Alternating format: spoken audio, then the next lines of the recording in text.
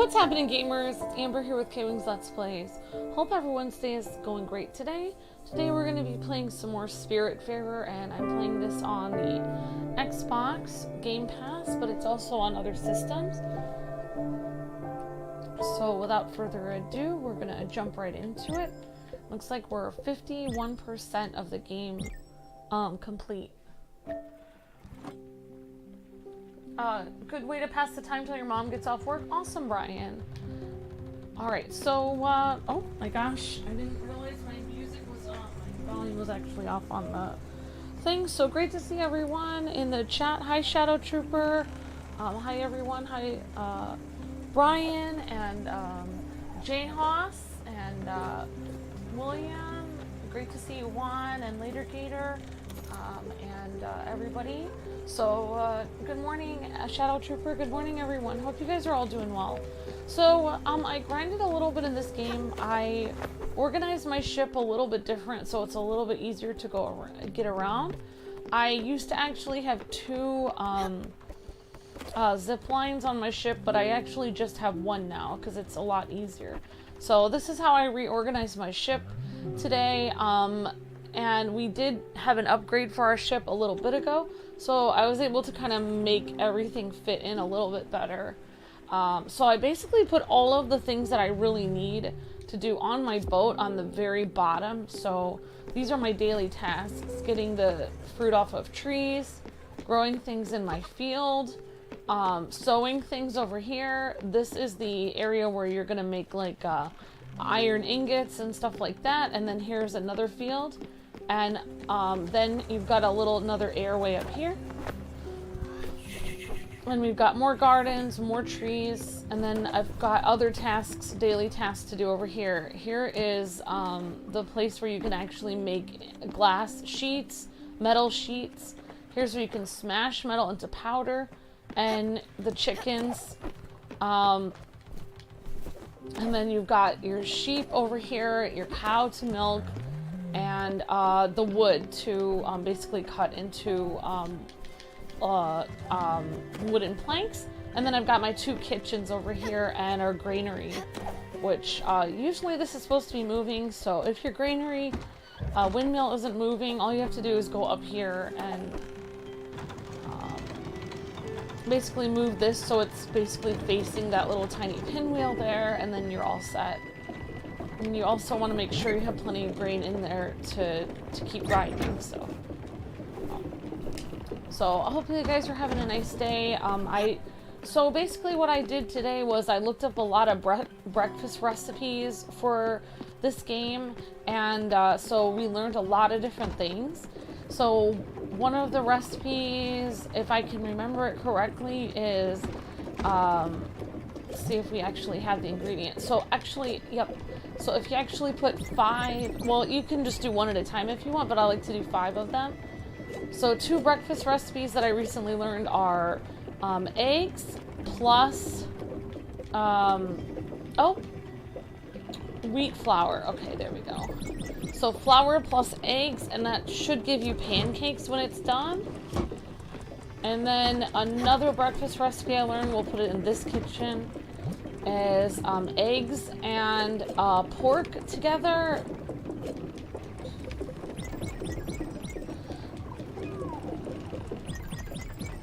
Alright, there we go. So basically what we've just made is, when these will be done, it'll have a little cooking icon, and that will be eggs and bacon, and on this top kitchen, and down here will be pancakes. So we're making eggs and bacon and pancakes at the same time.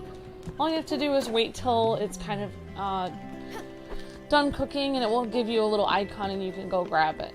Okay, so we're gonna talk to Stanley and see what he has to say. Hi, Sammy Bear King. Hi, everyone. You made so many mistakes. I wouldn't have made that many. My dad would say, don't worry about it too much. That would really make my mom mad. Why can't I eat whatever I want all the time, Big Hat? Please? Pretty please? No fair. Mom was all so tired of hearing me whine about food. She even had a rule that I couldn't say certain words. Words that next to each other would say what I wanted to eat, like Oh, I can't say it. Mom would be mad, but I found a loophole. She never said I couldn't ask for French fries. Okay, so he wants French fries, I guess. So sometimes the characters on the ship do request certain things. If you guys missed the beginning of this series, if you're just new coming in, basically, this is a very widely acclaimed game. I was actually showing Luke some of this game, and he was actually surprised more people weren't watching this game because this game got a tremendous amount of awards when it came out. I don't remember what year that was, but I think it was sometime in the last 5 or 7 years it came out. But it's free on the Xbox Game Pass now, which is, you know, good for me. Basically, this game won awards for music, was one of the big things, but also just overall gameplay and story. And, so the game really has beautiful music and scenery. Alright. And of course, there's many great things about the game, the characters in it and everything like that. Alright, so let's see what's in our mailbox today. New request on an island. It's an island boss. Alright, so let's actually see what our new request is. It's an island boss. Read the Overbrook brochure. Okay, Overbrook brochure. Hey you, are you hurt? Are you sick? Are you rich? Then come on over to Overbrook, your one-stop shop for all of your health needs. Featuring state-of-the-art expert medical staff and gourmet cuisine from our modern cafeteria. See you soon. Alright, so this wants us to go to Overbrook. We can see if that's on our map. So we just upgraded our ship, which means we should be able to open more of the map. We've been kind of going around in this area of the map for a while, and we haven't been able to cross this line at all. So I don't actually know what's on the other side of this. There's only one island I can see that's here. That's Crow's End. So I don't actually know what's in that direction. So I'm trying to figure out where my ship is right now. It's not really showing me where I am at the moment. I think. Okay, I think I'm right here. Am I here?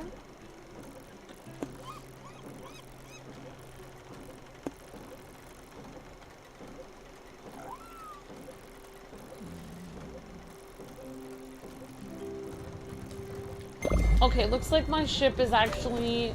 I couldn't actually see where my ship is because it's just a little dot. So actually, why don't I skip that? We'll go,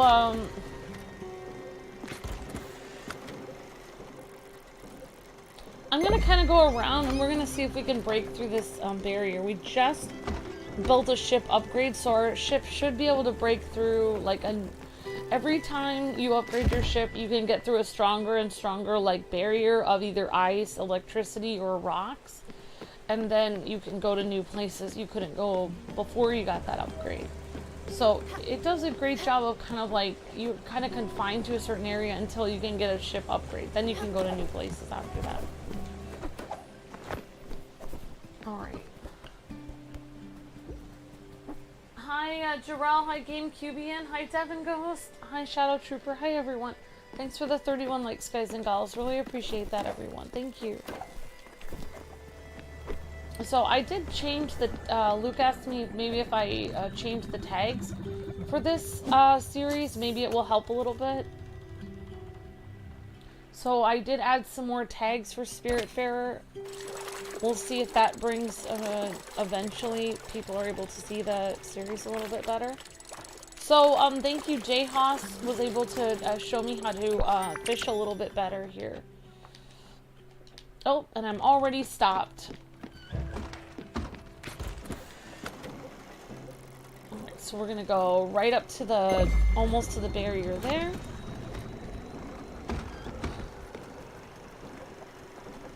Hi, everyone. Hope you guys are doing well. And just so you guys know, today it will be Disney Dreamlight Valley at 4:15. Not Ace Attorney because Luke needs to sleep. So, but Ace Attorney will be at 6:15 because you guys did get the 1,000 views on that. And I've been practicing a little bit of fishing. The reason why I'm fishing now is because usually I'm sitting there doing all my chores on the boat, but I'm just fishing at the moment because I did a lot of chores off camera today, so I'm feeling pretty fancy free, like, oh, I can just relax and go fishing. And maybe we can learn some fish recipes today. That seems like it would be a fun thing to do. Oh, there might be Power Rangers coming to Fortnite. Awesome, Jarrell. Whoops. Okay, I kind of forgot that. So, yesterday I actually looked at another kind of cozy, peaceful game called Palia. And, I really liked it a lot. So I'll definitely be doing more of that game also.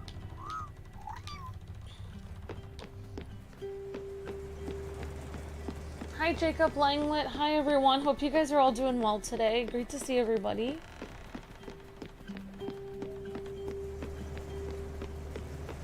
Alright, so there is a barrier coming up here. I don't know if we can actually see it yet. It's like we're not able to see it yet.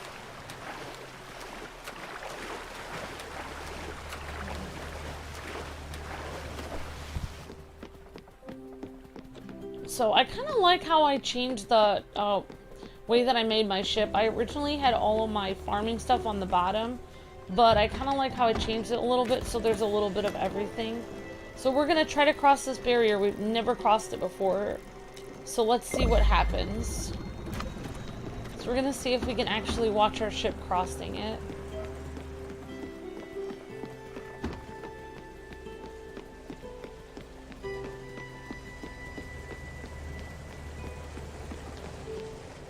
Right, we're literally going into a new area we've never been before, so I'm pretty excited about it.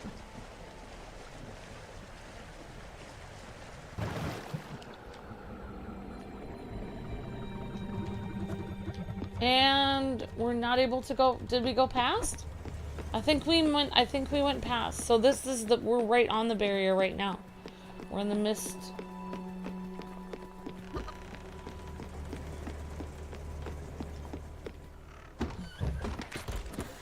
Alright, we crossed over. Awesome. So, the only island I can see is over here. Well, actually, why don't we explore? Let's see what we can find. So, we had to get about, like, I don't know how much it was. Either 80,000 or 30,000 glims, which is the money system in this game. And we had to get a lot of different, like, resources, like glass and some other things.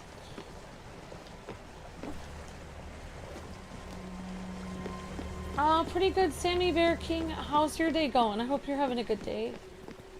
Today I meant to get a lot of organization done in the house, but instead I grinded in 2 games. Disney, Dreamlight Valley, and this game. I also found a YouTube channel that does documentaries on different games.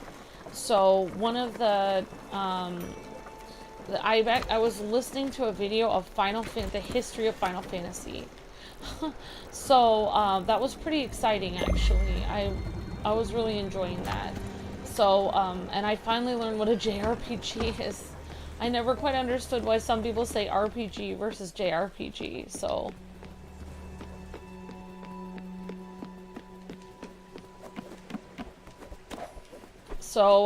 my kind of, I don't know if it's like an addiction to documentaries. Working on YouTube, I used to watch like random videos, and then I thought, well, I'm on YouTube, I might as well learn something. So there's our pancakes. We're also going to cook a different kind of grain. Let's do, if we have any milk, yeah, we do. So 5 milk, and 5 wheat. So we're going to cook that, and that should make cereal. So milk and wheat is going to make cereal.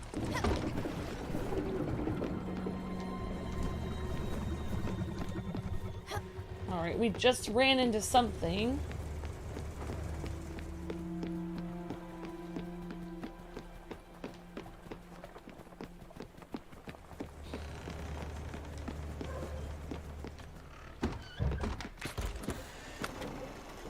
Alright, so it looks like we can't, this is a barrier we can't cross, I don't think, as far as I know. I don't really know how that works. So let's actually, let's try to go to this new island and see what happens. So I'm kind of trying to incorporate some of the different skies in this game. The sky changes depending on the type of day and all kinds of things like that. The sunlight will be in a different area. So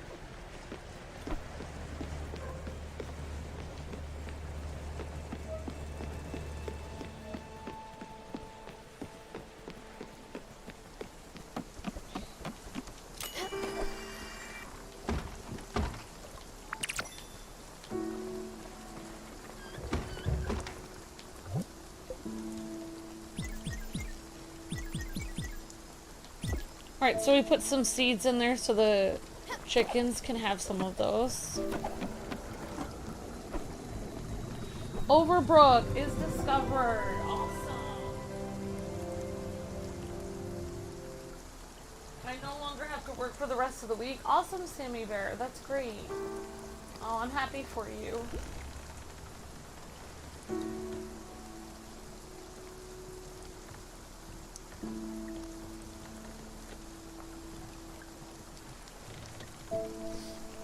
Yeah, so hopefully I'll be changing the sky in the background of some of my, I think like Stella looks super cute on the thumbnail.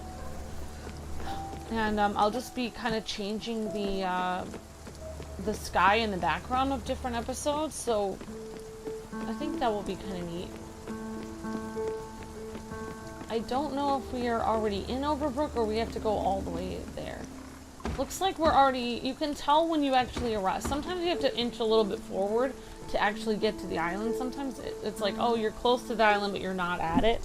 But once this gate is available for you to climb down, then it shows that you're actually at that island.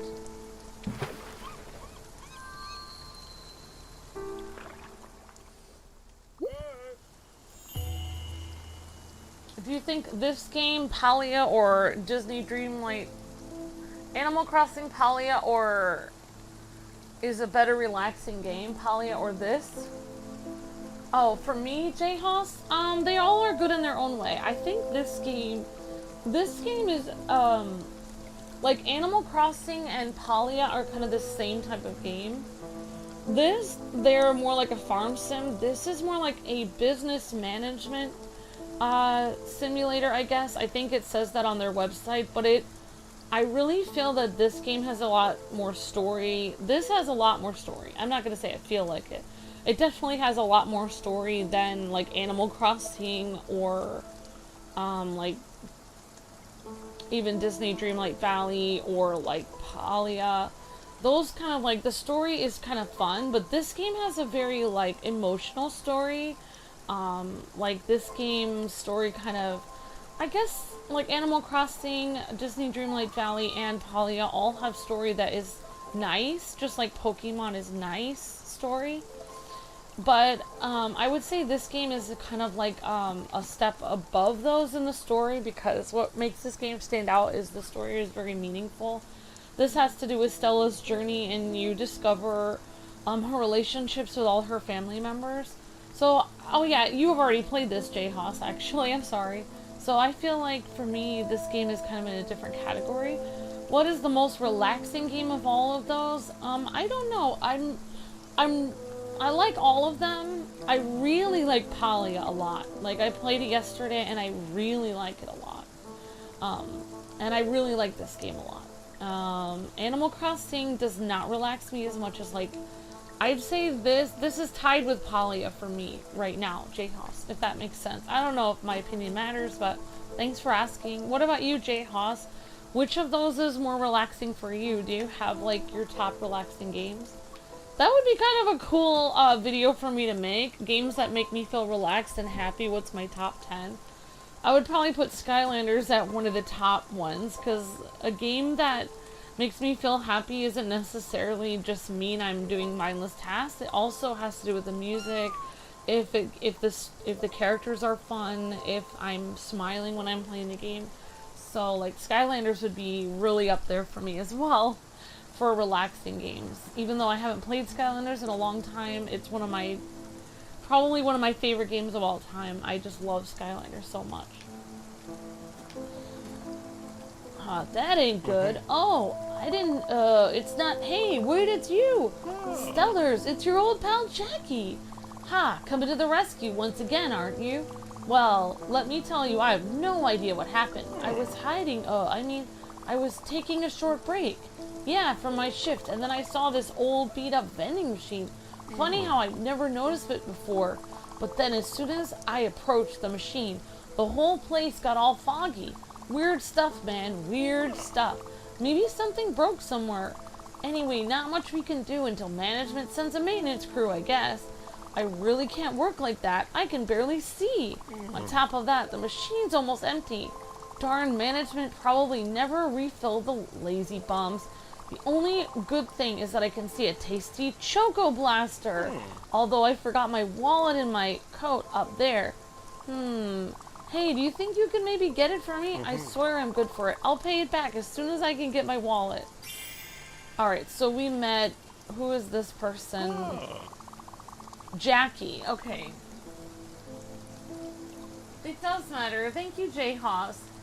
Another relaxing game that I have to say on that topic, J. Haas, for me, one of my most relaxing games of all time. Maybe I should make a list of it. You're so kind, J. Haas. Thank you.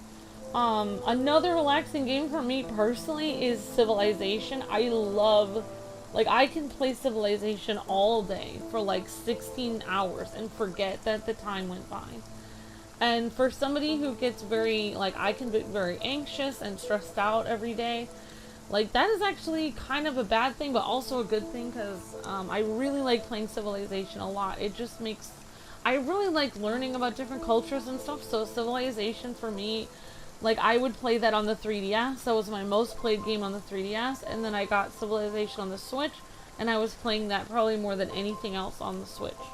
So, for me, I like that kind of game too. But yeah, Skylanders, the more and more I watch, like, when I need to feel relaxed, I actually go back and watch our original Skylanders series, like, the very first game, Spyro's Adventure, and it is, like, one of my favorite series we've ever done of all time. Like, I actually told Luke I'm going to go and get our old Skylanders and put them on the wall and try to, like, find the original portal, get the dust off of it, and I'm really going to try to bring Skylanders back, because I just miss playing it so much. It was like what kind of got me into, gaming. It was like the first game I actually, Skylanders Spyro's Adventure was the first game I actually completed on my own, ever.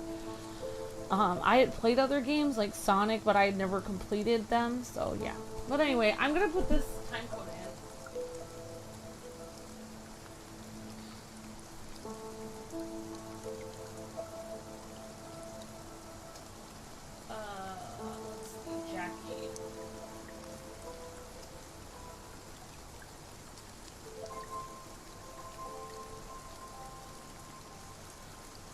In my opinion, this one is more relaxing because I simply love to see this Abzu, Endless Ocean, Blue Ocean, and Subnautica. Awesome, J-Hoss. That's really cool. So you like games with the ocean. Yeah, the ocean is very peaceful. I agree, J-Hoss. I did play Abzu, and I really, really liked that, but for some reason, like, people weren't watching that as much. But that was a really cool game. I remember Abzu. That was really cool. Yeah, you have really cool taste in games, J-Hoss. That's awesome.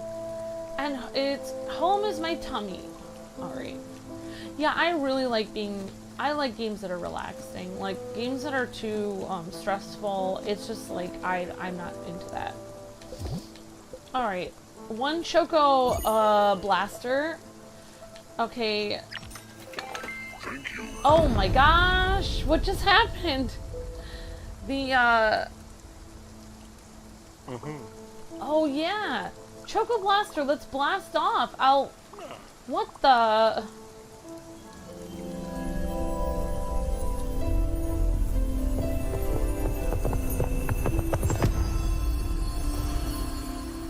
Whoa, what was that for?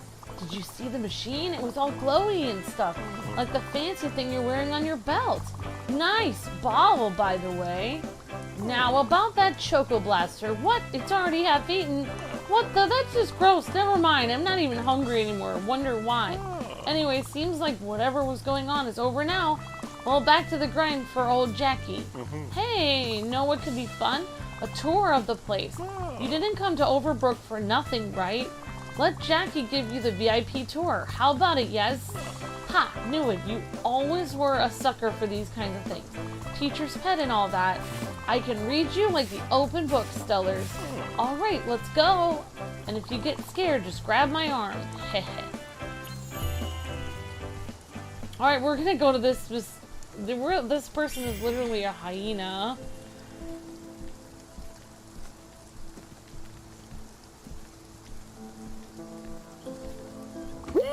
First stop.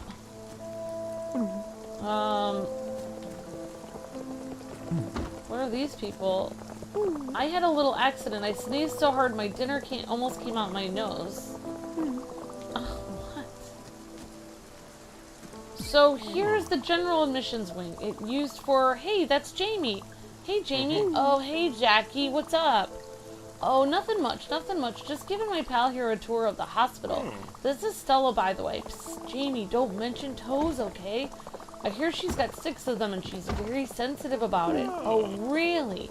Hello, Stella. Nice to meet you. Thanks for telling me. I wouldn't want to... Whoa there, made the lady mad.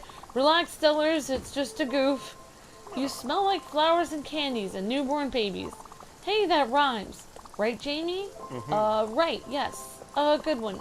Jackie, good one. You're a riot. Thanks, Jamie. Talk to you later. Sorry about that. I'm kind of a local star around here.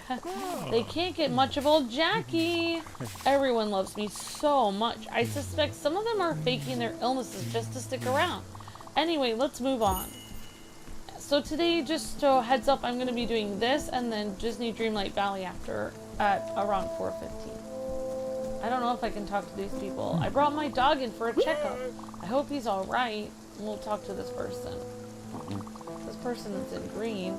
I can't feel my bones. Is that normal?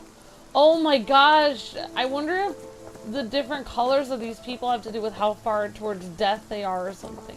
So if you guys don't know anything about this game, you get this ship from basically what it looks like the Grim Reaper. So it's kind of a dark game. It's a happy game, but the underlying themes, like, if you don't know what it actually means, it has a dark meaning. What's taking so long? Alright, another friend. Hey, buddy, what are you up to? An orderly, finally! Is anyone working? Is anyone even working in this hospital? It's,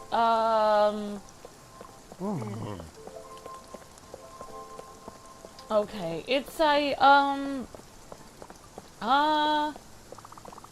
stop drooling and just do your job. People are hungry and this place is filthy. People are supposed to get healthier here, not sicker. Okay, his name is Jackie and he works as a nurse in the hospital that Stella works at. Oh, okay, thank you, Miss Deanna. Appreciate that. Thank you, Deanna. Let's see. This one is more, yeah, this one is very relaxing, actually. You liked, I see Amber playing, yeah, Tom sees me playing Civilization in the morning sometimes. Definitely Tom. People are supposed to get healthier here, not sicker. What? Nothing to say? Never mind. That guy Stellars, he's an idiot. Hey, I'm right yeah, moving on. Alright, so Deanna is telling us that actually this is somebody that I think Stella worked with at the hospital, so that kind of makes sense that Stella used to work in healthcare because she's always taking care of people.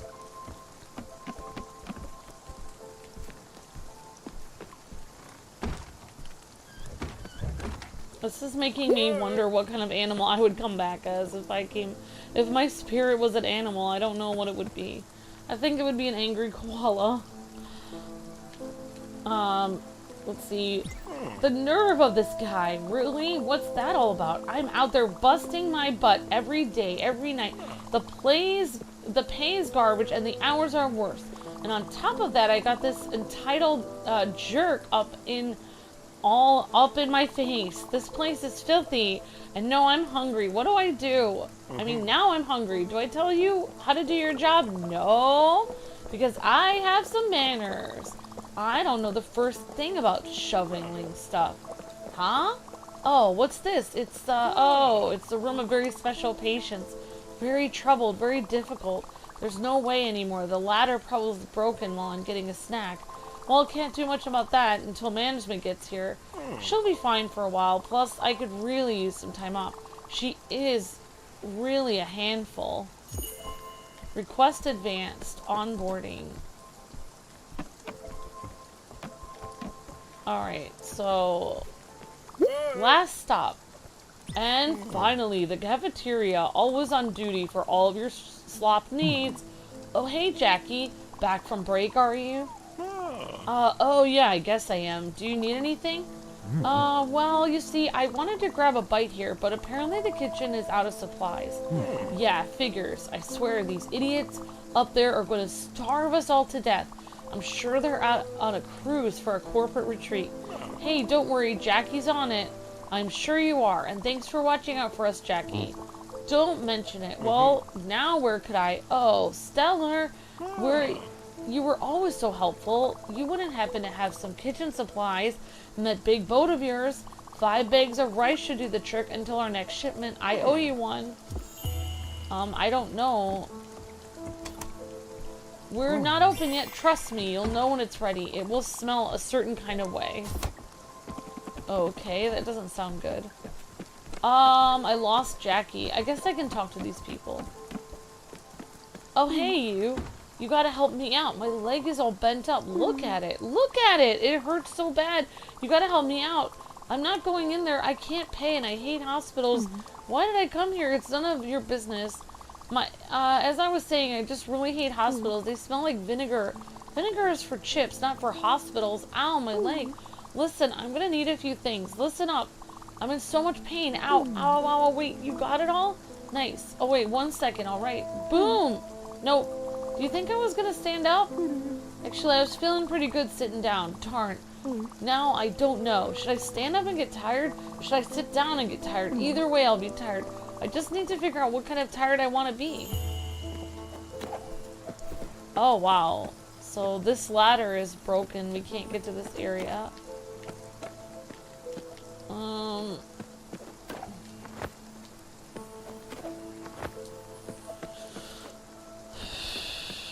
Okay,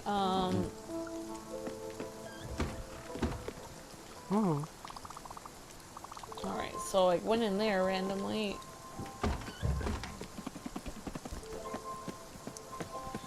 Yeah, a lot of different types of music in this game. The music, it really stands out. Yeah, I mean, like, I'm really thinking this game is, like, a cut above a lot of other games. It's just, like, it's just phenomenally done. Yeah, and I guess this is in the same, made by the same people that made the, that other ninja game that Luke was playing, that he really liked. I can't remember what it's called. Alright.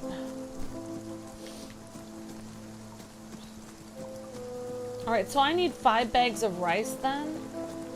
Hey you, what's your name? Where are you from? What's your favorite color? Do you ever dream? What are you doing later? Are you helping people? Do you have a dog? Why don't you have a cat? Do you like dogs? Have you ever been bitten by a dog? Is that why? Is that because the bite got infected? Is your arm alright? Does your arm smell? Can you see something? Are you blind? Do you see spots when you close your eyes? Do you get to the hospital or get checked out? Is this why you're here now? Well, is it? Wow, that kind of sounds like the kind of comments I get online.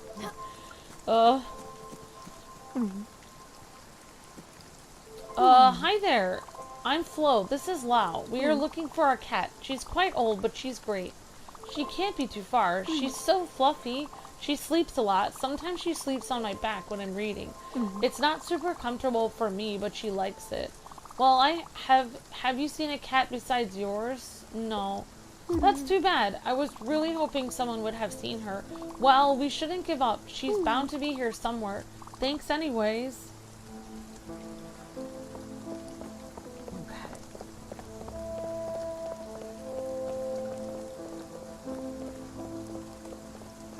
If your spirit is an angry koala, at least it'd be cute. Thank you, BJ Williams. That's very sweet. Hi, Anna Sensei. Oh, you're working on your garden? Awesome, Anna. Yes, we arrived at the hospital where it's questionable to say the least. Definitely J-Hoss. Good, how are you doing, JS, Jonathan? The hospital smells like vinegar because they use distilled white vinegar as something to clean with. Oh, interesting. Oh, if I had Jackie as a nurse or any of the family members had him as a nurse, I would be really upset, says Deanna. Oh, wow. Thank you, BJ Williams. That's very kind. You're so kind. Thank you. Well, sometimes nurses, I guess that's how... I was very, like, when I was visiting a family member in the hospital recently this year, I was getting kind of annoyed because one of my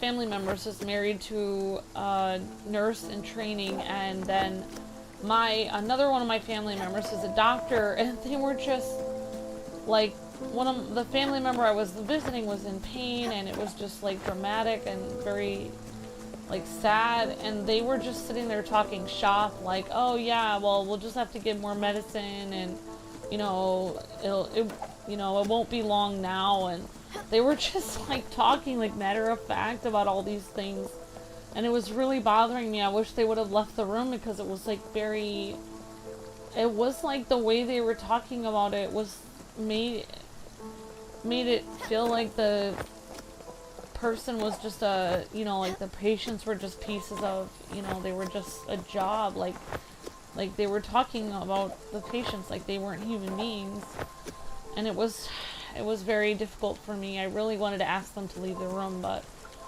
I really didn't like that. Like, I didn't like that at all. I don't think I could ever work somewhere where I could just see a human being, like, just a job.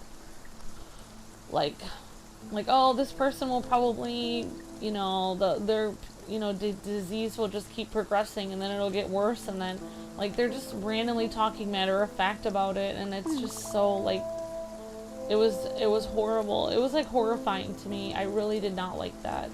I wish they would have been more, like, watched what they say when they were talking. It was not good. I did not like that. I hope we find her soon.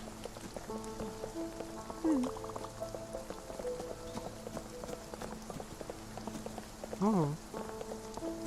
Yeah, I actually worked as a medical assistant for 3 months myself, and I worked in a neurology clinic, so most of the people that I worked with were actually kind of, like, they were kind of losing it. Like, they had neurological disorders, which I didn't realize was, like, kind of disorders with their nerves and sometimes with their brain.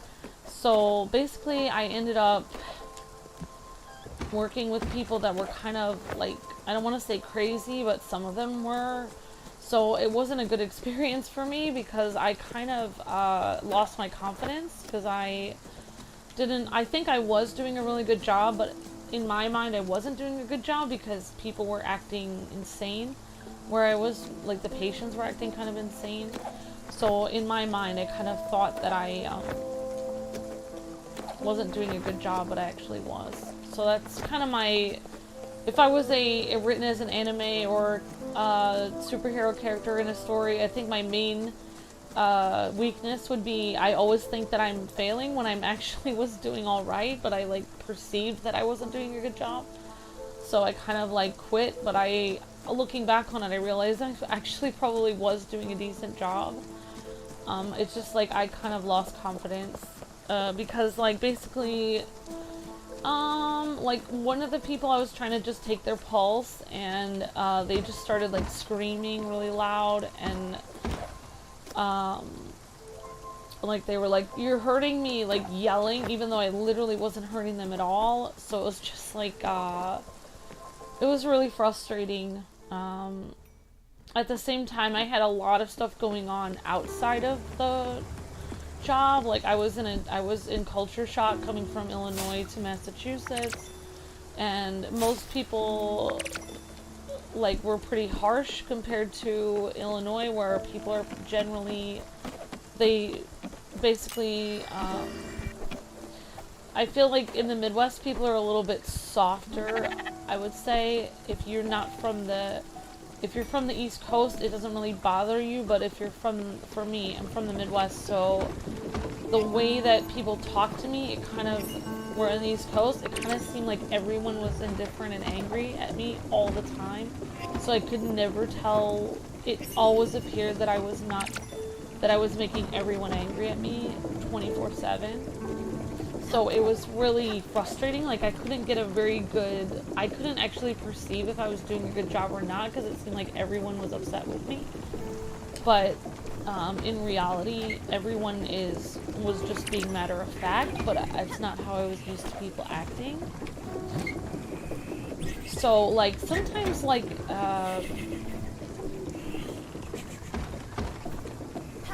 you know, like when Luke is just being matter of fact on streams, like, oh yeah guys, we need 40 likes and hurry up and get the likes and stuff.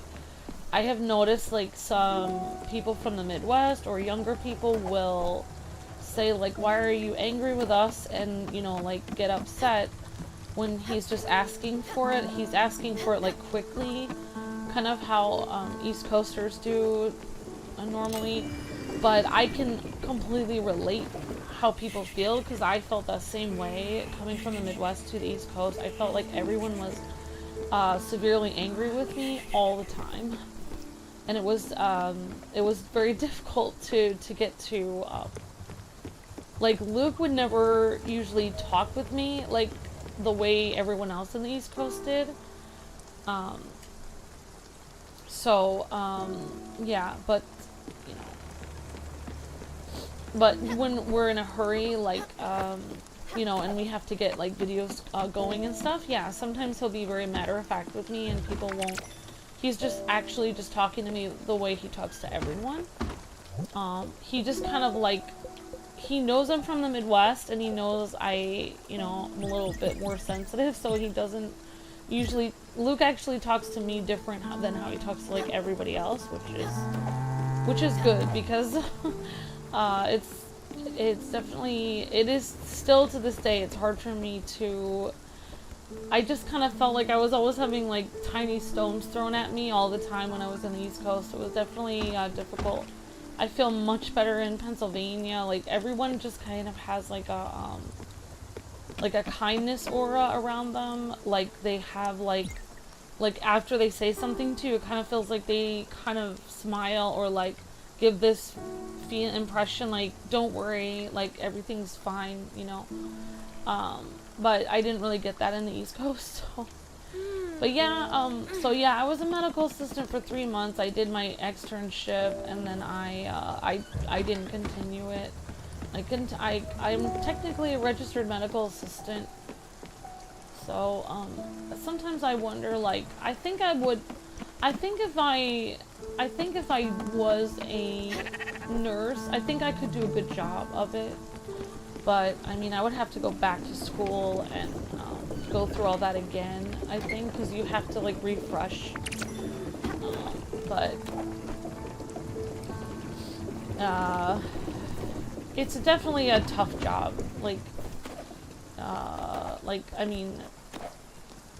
I was a medical assistant, so the only thing, like, I was doing everything that a nurse does. Like, I was preparing I was doing injection, I could give people shots, draw blood, take people's pulse, write in the medical chart, get the patient ready, you know, I could talk to the insurance companies and make sure their insurance was correct. I could do everything, basically, that a nurse could do, except for like a few things. There's like a couple things that nurses can do that medical assistants can't really do.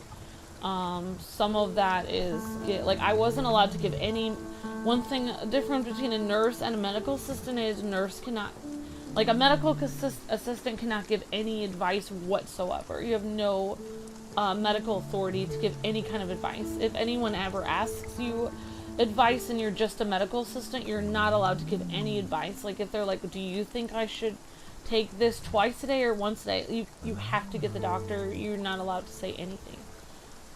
because it's not your place to say it. So that's a huge difference right there. Alright, so let's talk to this person. Okay, I need something or other. I don't know what he said. You know, something Hage. Okay, faking Hage? You don't know what that is? How could it be? It's super popular. Everyone has them lying around the kitchen. Everyone loves them. Come on, are you making fun of me? I don't like it when people make fun of me. Look, I've been dreaming about it. I don't know what that is. I don't know what that is. Alright, so we're gonna try to make some rice here. They said we need 5 bags of rice.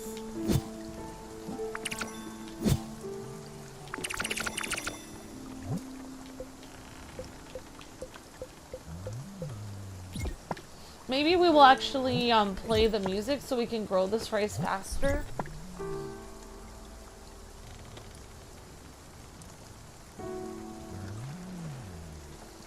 That's kind of common when it comes to the East Coast, Miss Deanna. More accurately, it's more like we're kind of without... Yeah, that's why I can understand Mr. Luke. Definitely, Deanna. Yeah. Yeah, so yeah, you're also from the East Coast, and that, I mean, that's what makes me comfortable around you also, Deanna. Like, I'm both. Now I don't fit in the Midwest, and I don't fit in the East Coast. I don't fit in either place at this point, because I understand how East Coasters are now, but I still get, like, it's hard for me to deal with it because I didn't grow up that way, but I understand. Like, I understand everyone's being matter of fact. I understand that, but somehow it still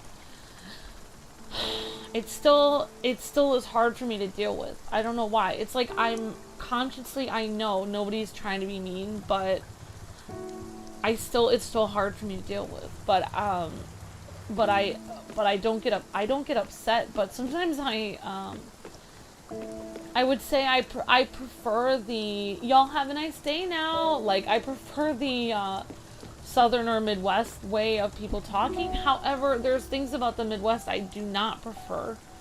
So now I'm kind of in between. The problem with the Midwest is everybody's so used to adding that kind of like thing at the end of what they say, like, okay, I need you to you know, like, if you work for someone in the Midwest, it's like, I need you to do these boxes. And you know, like, I need you to put all these boxes on the shelf. Like, I've worked at jobs in the Midwest. I worked at, well, I mean, I didn't work at anything really exciting, but I worked at Culver's, and I worked at Pizza Hut, and I worked at some other places.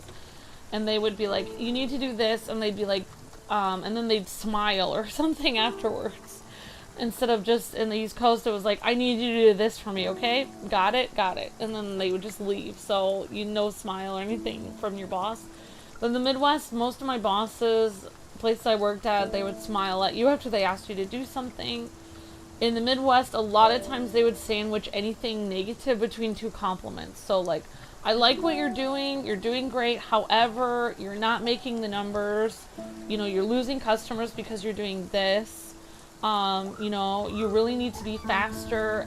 However, you know, don't worry, you can do it. Keep up the effort. I know you can do it. Just keep working at it. So they would actually say something positive, then say whatever negative thing they would need to say, and then they would say something positive at the end. That's how I would remember, like, how kind of Midwesterners talked, and I really liked that. But at the East Coast, it was they just say the negative thing. They just say the negative thing, and or if it's a positive thing, they just say the positive thing. Basically, to understand East Coasters, they don't sugarcoat things. They just say what it is they want to say. They don't add something for the benefit of the person's feelings listening. They just say what needs to be said. It's like if you live in the East Coast, it's kind of like your feelings, like the person's feelings listening to the conversation is not the, like, if you're the boss and you're in the East Coast, it's like your employee's feelings is not your problem. They need to be, in their mind, that your employee needs to be emotionally strong enough to not get upset when they're asked to do something. Which is actually good. Like, it teaches people to be emotionally stronger, I guess. So you don't, you know, have to worry about the person. Bosses really shouldn't have to worry about their employees' feelings all the time, if you really think about it. But it is not, it does feel good. It does feel good when someone does worry about your feelings all the time. The problem with the Midwest is that if you if you visit the Midwest, most people are pretty, you know, like, oh, hi y'all, you know, you're here in the Midwest and you like our sweet little charming town and all this. The problem with the Midwest, once you live there for a while, like if you visit, it's fine. If you actually start to live there, then you are kind of expected to act the same way they're acting. Like if you act matter of fact and you're from the East Coast and you just say what you're feeling, like, how are you? To tell you the truth, I'm not doing that well.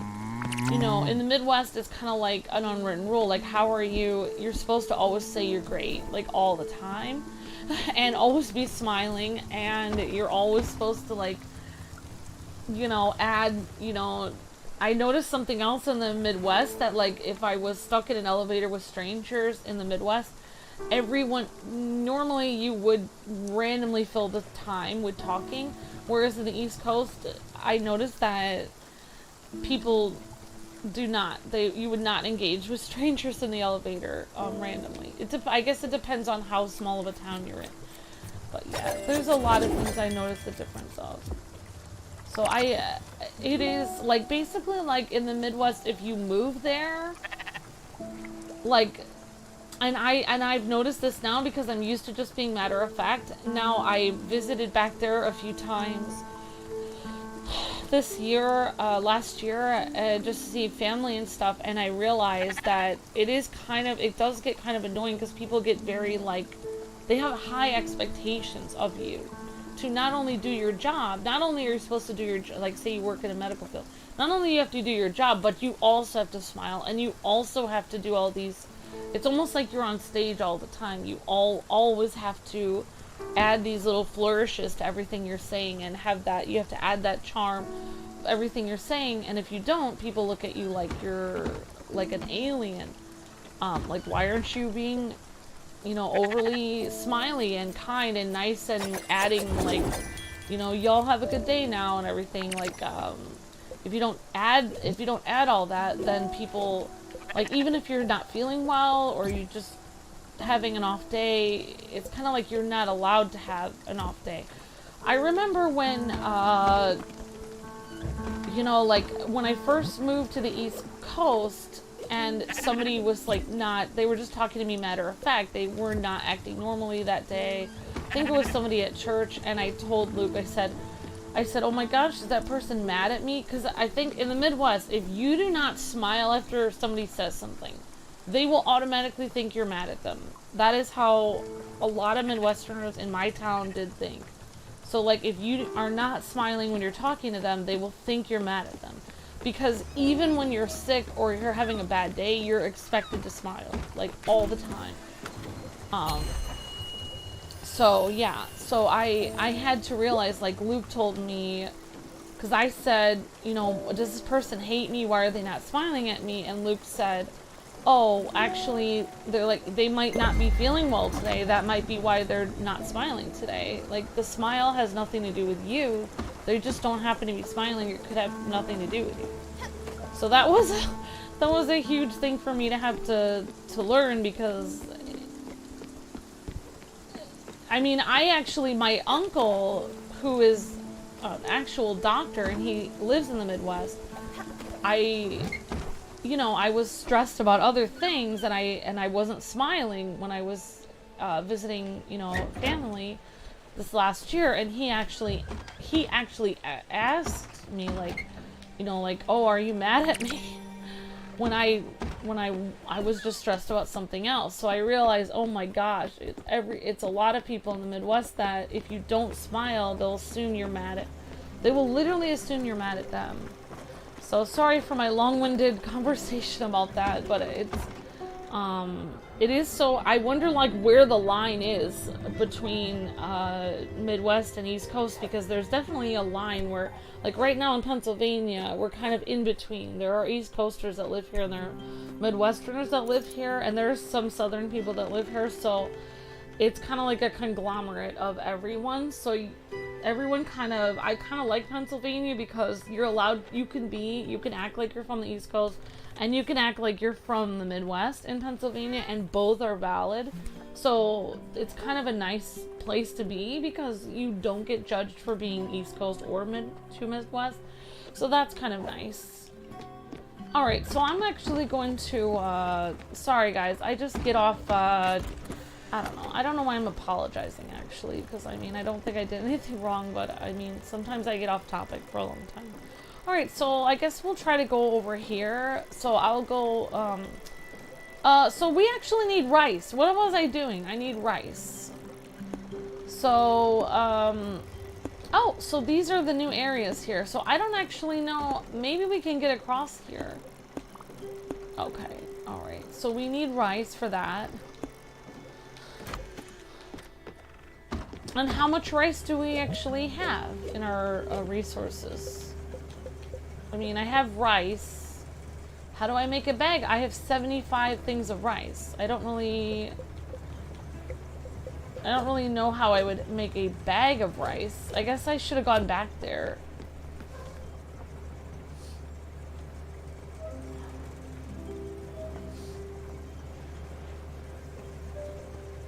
Oh, okay, thank you, Deanna. Thank you, Miss Deanna.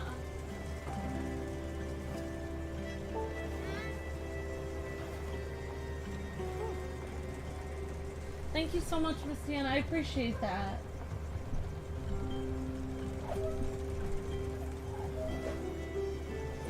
So he's actually looking for an egg. Okay. It's okay. Who says you have to fit in anywhere? I've already made peace with it. As long as I feel safe, then it's fine. Definitely, Miss Deanna. Without me, with me, I thought everyone was harsh all the time. I didn't realize that people in the Midwest aren't harsh. Also, Pennsylvania does count as the East Coast. Okay, awesome. Thank you, Miss Deanna. I appreciate that.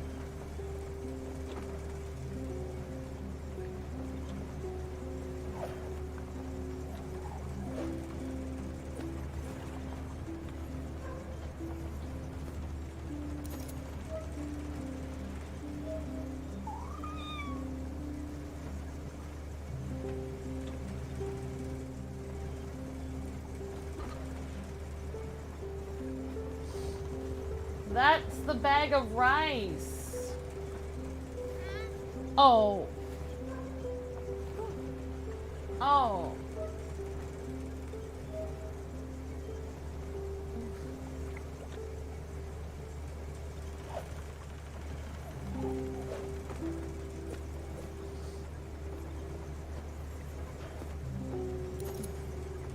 Yeah, I also like to mentally prepare for things. I am the same way, and you have to financially prepare for them as well. Like a game announced out of the exactly. And I kind of plan my week. Like I plan my week and my day. Like, oh, I'm gonna be playing this all day, and then a game randomly announced. It's like, what?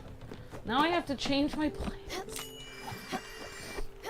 All right, so maybe we'll go back where we were. Big hat. Okay. You don't have to have any faking hage. It's usually white and round and hard. I have it at breakfast. I love it with toast. They always come in dozens. All right, now he said they come in dozens. Maybe I can make a...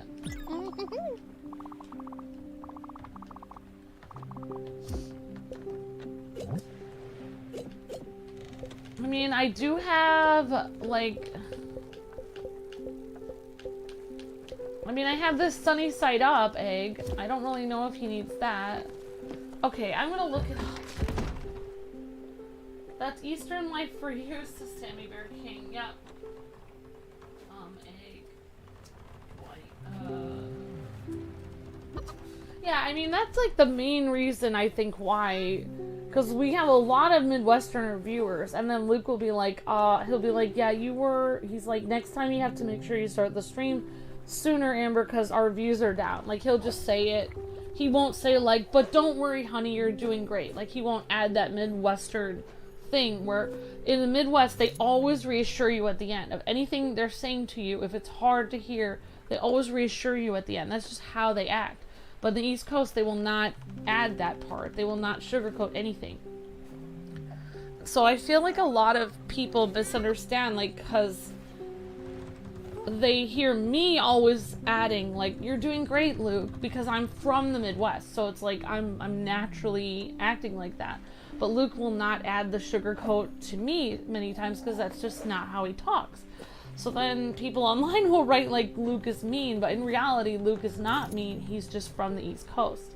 So a lot of people don't understand that. It's actually like a cultural thing. We're two different cultures, and it's like, and I already know what he means when he says like you didn't start the stream on time, so the views went down. He means you didn't start this. Just to let you know, you didn't start the stream on time, so the views are down, so just try to do that better next time. That's what he means, and so I already get that. So it doesn't, I'm not offended, but then it's like people online will be randomly when there's no need for them to be, because they don't understand that I already understand. He's from the East Coast. He can't change his entire personality and start adding weird Midwestern flourishes he's not going to change his personality just, because he married me. He's just gonna act, I already knew what I was getting when I dated him. I already knew he's from the East Coast. He acted like that since the day I met him, so there's no problem. He just acted like a normal East Coaster. So yeah, I'm glad that some of you guys are from the East Coast and do get that, because that's just like, it's just being matter of fact. So some people from the Midwest, they get offended I'm not saying people from the Midwest in general get offended. I mean, like, people that don't like us, they will purposely get offended and think that Luke needs to add Midwestern flourishes on to his dialogue with me on streams, when that doesn't make any sense for him to do that, since that's not his culture. Alright, I'm looking,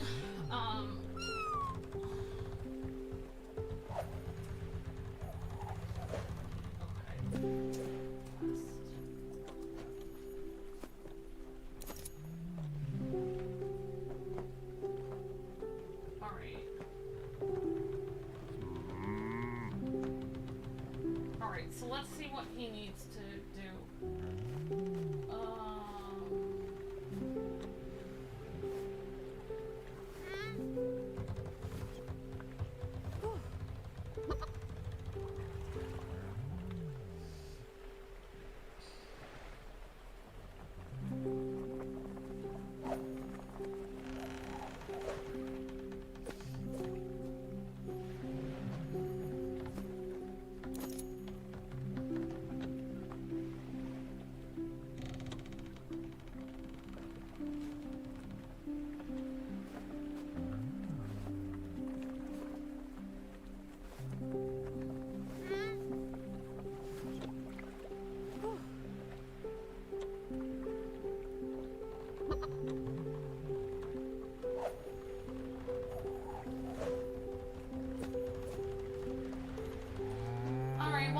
I can just give him,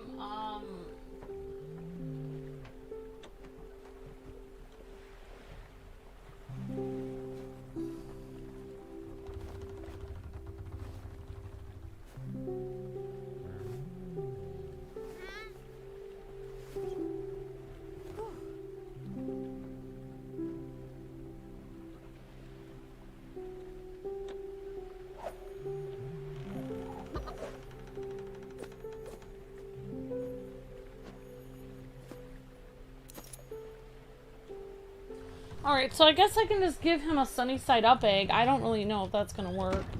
He might be asleep. Okay, he's asleep now. Darn it! Sorry guys, I was trying to look that up and it didn't work out.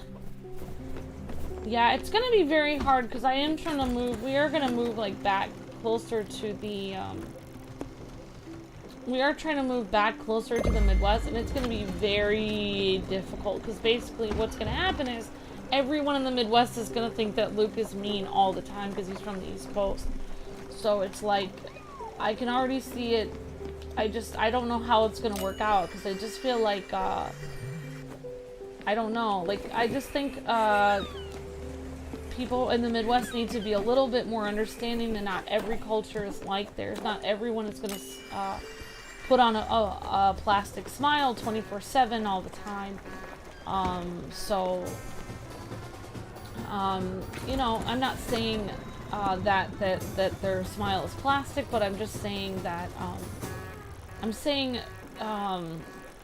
just saying like it's very. I think it's almost harder to go from the East Coast to the Midwest or the South because of the way that people kind of accuse you of being mean when you're literally just being completely normal. But in their culture, everyone you know, adds that extra flourish. So it's really difficult. And Luke, that's why Luke had a really hard time in school.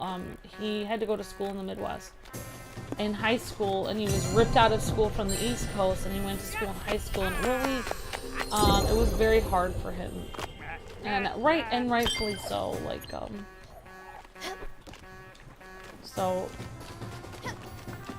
I actually didn't like notice any like I didn't even know Luke was from like New York when I met him. I just thought he was very nice. He was one of the kindest people I ever met. You know, so I don't really know what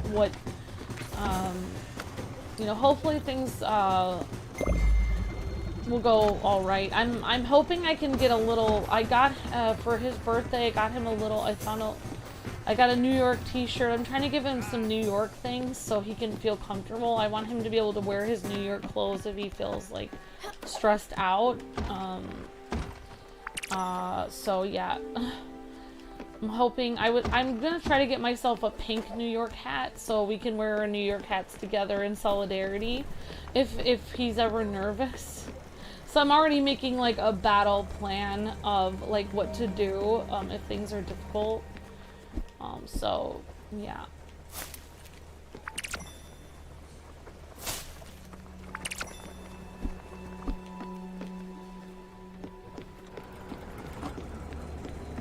Alright, Crow's End Discovered. Alright, so I kind of missed that other thing I was supposed to do.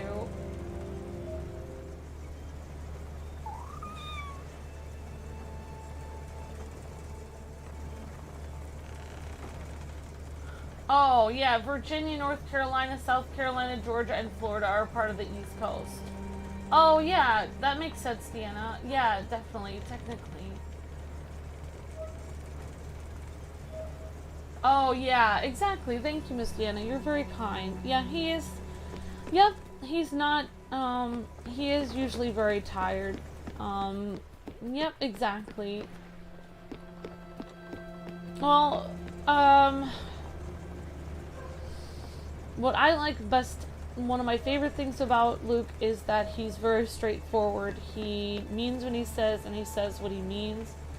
I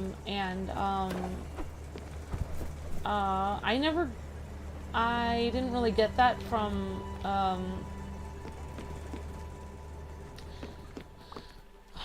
basically a lot of the people in my high school were very, they were very manipulative. Like most of the people that like a lot of the Midwesterners that I knew, and that, like, there are a lot of Midwesterners that are very kind. Like I had a very good friend named Bonique that stood up for me to a bully, and she was very kind and a good person. So there are really good people that are in the Midwest. But like a lot of the people I went to high school with, like my friend Bonique actually dropped out of junior high, so I was left kind of alone. She was my friend since I was 5 years old, so I obviously didn't want to drop out of high school to, you know, and hang out with her, because, you know, I needed to stay in high school, obviously. So this is the Crow's Inc. Alright, what is this? The Crow's End. Okay, the Crow's End. But basically, like, people that were in my classes, like, they would... One thing I noticed that was scary, and that's what kind of scares me about the Midwest a little, is it's kind of like if you're mean in the East Coast, you'll be mean outright. Like, you'll just, like, right when you meet the person, usually they'll just be kind of rough around the edges. You'll know right from the get-go, this person doesn't like you, stay away. In the Midwest, it's a little bit scarier because most people act super nice, even if they're really mean. So they have this act that they put on, and then when you really get to know them, they have a completely different personality. You know, they'll be talking about you behind your back and all this stuff. So it's really, it's scary to me because I have no idea how to read people in the Midwest. So it's hard for me like that. It's funny because, like, I think that Luke kind of told me later after he met me that I was one of the few people that my smiley personality was not actually an act. It was actually real. Like, that's how I really was. I actually was happy all the time in real life. So I actually wasn't putting it on an act. And Luke kind of felt that I was one of the few people that wasn't putting on an act that he met. It was like it was real for me, but fake for everyone else. I felt like I was in the Truman Show. I thought everyone really was happy and smiling. I thought they were genuinely smiling all the time. I had no idea that a lot of people were not that way. That was just like something they did to fit in with the culture. Whereas for me, I was genuinely happy all the time because I would always be singing and doing music, and so my smile was like it was actually real. Like, you know, when people told me as a child, like in the Midwest, to smile, I kind of thought, okay, I interpreted that as like, Amber, you need to make yourself be happy all the time. So that's what I did. I forced myself I did things to make myself feel happy all the time. So I didn't just fake smile. I actually made myself be happy all the time. So that's kind of how I guess I misread the memo. So I kind of did the Midwestern thing different than most people because I didn't quite understand the assignment. Okay, Crow's End Incorporated. Let me just put this in here.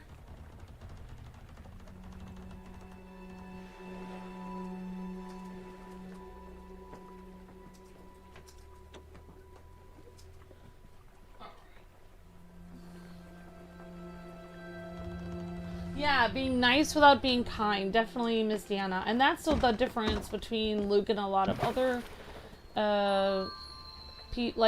especially just people in general. Like, people would be smiling at me and being like, oh yeah, that's great, Amber. And then later I would hear them talking about me behind my back. So that was like really, and then of course the next time they see you, they're all like nice and happy and nice to you, like you didn't just hear them saying that about you. So what I really liked about Luke was he was just matter of fact. When he was having a bad day, it showed. I could see he was having a bad day. If he was having a good day and happy, he really was genuinely happy. He wasn't trying to manipulate me. So I guess I kind of part of what made me fall in love with Luke was because he was from the East Coast. I probably just fell in love with that kind of personality because I never met anyone like that. People that mean what they say and say what they mean. Basically, that's what it's like to be an East Coaster. So I guess I really liked that because I wasn't around that before. And I think it's a really good thing to mean what you say and say what you mean and be real. Like, you're you know, because it's to have a different personality on the outside than you are on the inside is somewhat scary to me. It's really, I don't like that because it's very difficult dealing with somebody that's not being who they say they are. It's a very scary thing. It's better to be a real person. Alright, you can't stop me. I came here on a mission. I'm gonna throw this cherry bomb down this hole. Why? Because I feel like it. My dad can't stop me. This is the great outdoors. He doesn't own this. Nature always wins. Wow! I just made that. Take that, Dad. I'm my own person. Great job. You're your own person. Alright, now we're gonna... Oh, I thought this was gonna be a gust of air.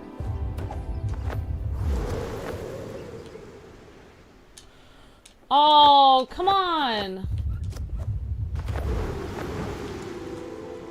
Alright, here we go.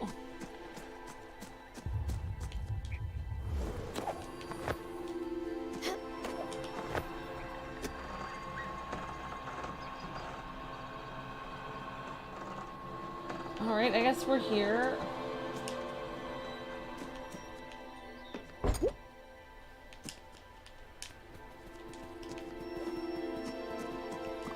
A visitor, what are you doing here? This place is closed. Shut down, abandoned, nobody comes here. It's like a graveyard. This was my factory, Crow's End Incorporated. You don't believe I could own a factory? Well, I did.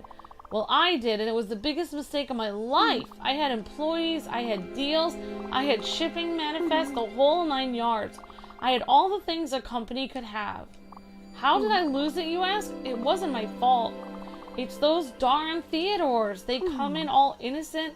Look at us, we're Raccoon Inc.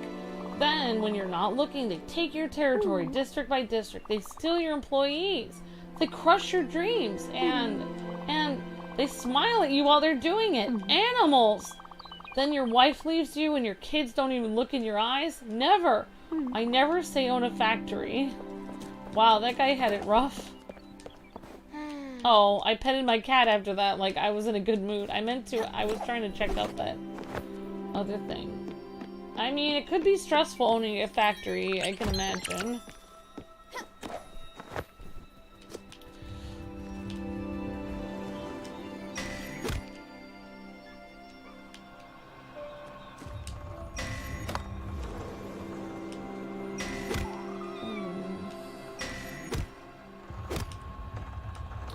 Yeah, definitely, JS. Talking, people talking behind your back is not a nice thing.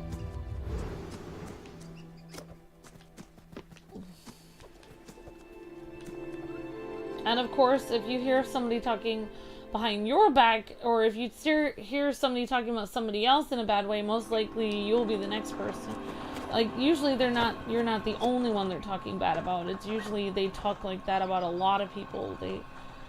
Which is why I really try not to, try to train myself not to, I'm doing, even at home or just random stuff, I really try not to talk about people, even people that I don't know, or just random stuff, because it gets me out of the habit of doing that. Like, it's not a good habit to get into. Yeah, definitely. It's better to try to look at the positive in people if you can. You look lost, young one. I can show you what you've been missing this whole time. Let me come aboard. My teaching starts now. The dog whisperer. Okay. We've got a new person. And just so you know, Miss Deanna, I did actually get a new, like you were saying that Stanley took over that one guest house, so I actually made another guest house. I don't remember if I did that on camera or not.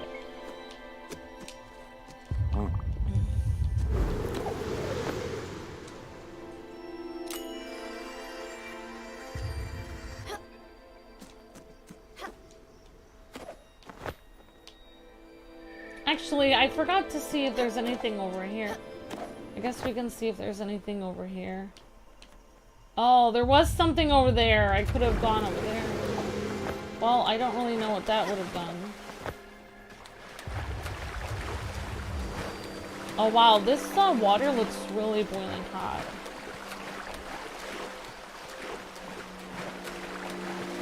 So maybe if I would have fallen this way, I could have gotten that.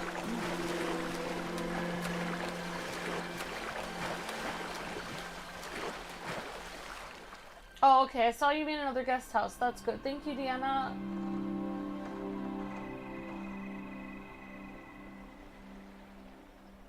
Yeah, like like just to give you guys an example, the guy that I went to prom with, I didn't actually know Luke at the time. He went to my high school. I went to prom with somebody that was supposedly just my friend, but he said awful things, like, about me, like, and, he had, like, all sorts of weird ulterior motives for wanting to go to prom with me and stuff. So, basically, Luke was the first decent, guy I ever met in my life. I didn't have much experience with meeting, like, decent, not that there aren't decent, there are a lot of decent guys in the world, but, I had not met them. If that makes sense. Oh, darn it. Well, I don't know.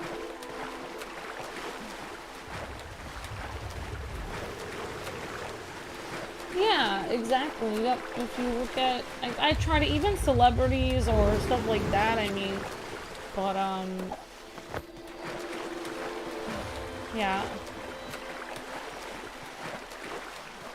I mean, celebrities, it's not a huge deal. It's not like it'll ever hurt their feelings, like, but I do try to train myself not to talk about I try to do it as much as I can not to talk about people, because, especially people I actually know. If it's like a celebrity, maybe I can get away with it, but I really try not to. The more, I mean, you can only do the best you can do with life, like, nobody's perfect, but, yeah, I definitely try to train myself to remind myself, like, you know, do unto others as you would have them do to you. So I'll basically try not to, yeah, because it's, you know, it's better to think of something positive, or if you think a negative thing, like if somebody does something mean to you and you're thinking negatively about them, like, wow, that person was a jerk. I really try to think, like, now, I really try to not, if I'm able to, I try not to say it out loud to anyone. I really try to just keep it to myself. Like, I'm thinking, wow, that person was mean, but I try to just not say it out loud, because for some reason I just think it's better to just speak positive things. Like Thumper says, if you don't have something nice, you know, because everyone can change. Somebody that you think is mean could actually change in a year or something and be kinder, and then you'll be upset about what you said. You'll kind of wish you had said something negative. So yeah, definitely. Look into my eyes. This is serious business. Alright, we got a new passenger on the boat.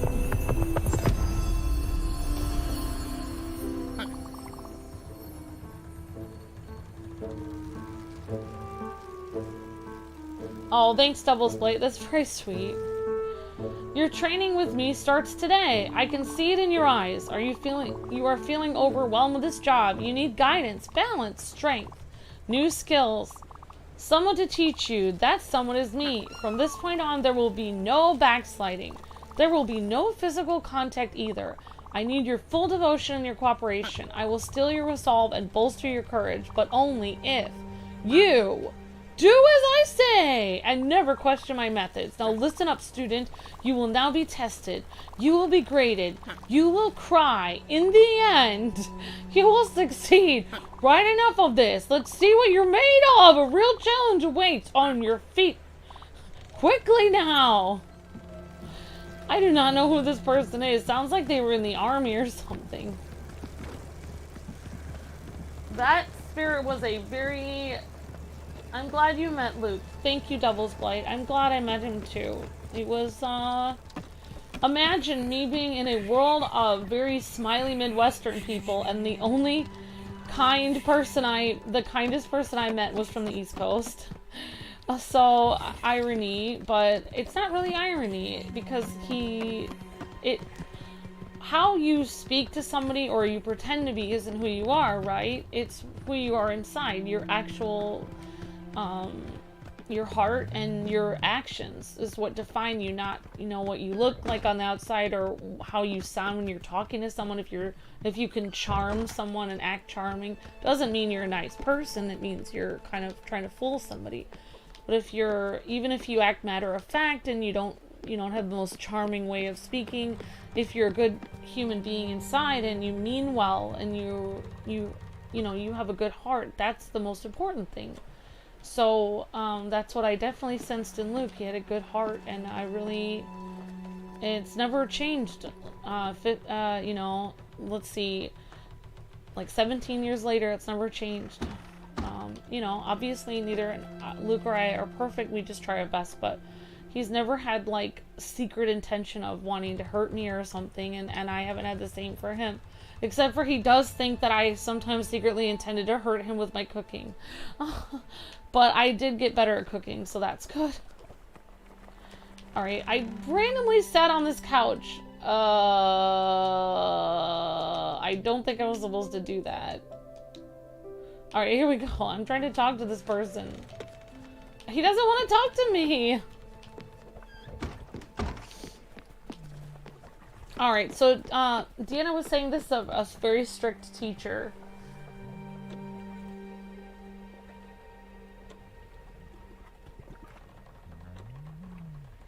Well, no, it is, I mean, it is.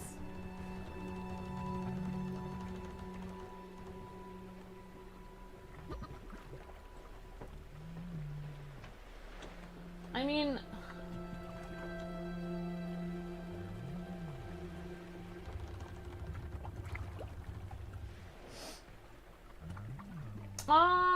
yeah, no, it is a very serious thing, and I think Devil's Blight is being calm.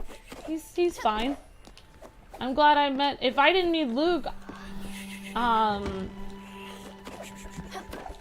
honestly, I would probably be, if I didn't meet Luke, I would probably be alone, to be completely honest. So I am glad I met Luke too, to be completely honest. Yep. Yeah, like, I actually had a whole, basically, like, it was actually very, like, it was actually very serious. I had, I don't want to go too far into it in case people are younger, but basically, I was very poor growing up, and, people had the impression of me that I was, like, in my school, that I was, like, cute, but really poor, so they felt like they could kind of, they were kind of, like, secretly talking behind my back, like, you know, like, they could all, like, kind of, like, date me and then throw me away or something. So it was really messed up. Like, people had a very messed up, I actually heard somebody talk, like, I heard people talk about me, but they basically, some people saw me as, like, worthless because I didn't have money. So it was very serious, actually. Luke treated me like a human being, so it was very, for me, it was very serious. Luke actually treated me with kindness, when I hadn't really been treated like that before, so it is very serious, actually. Treating people the right way is serious, actually.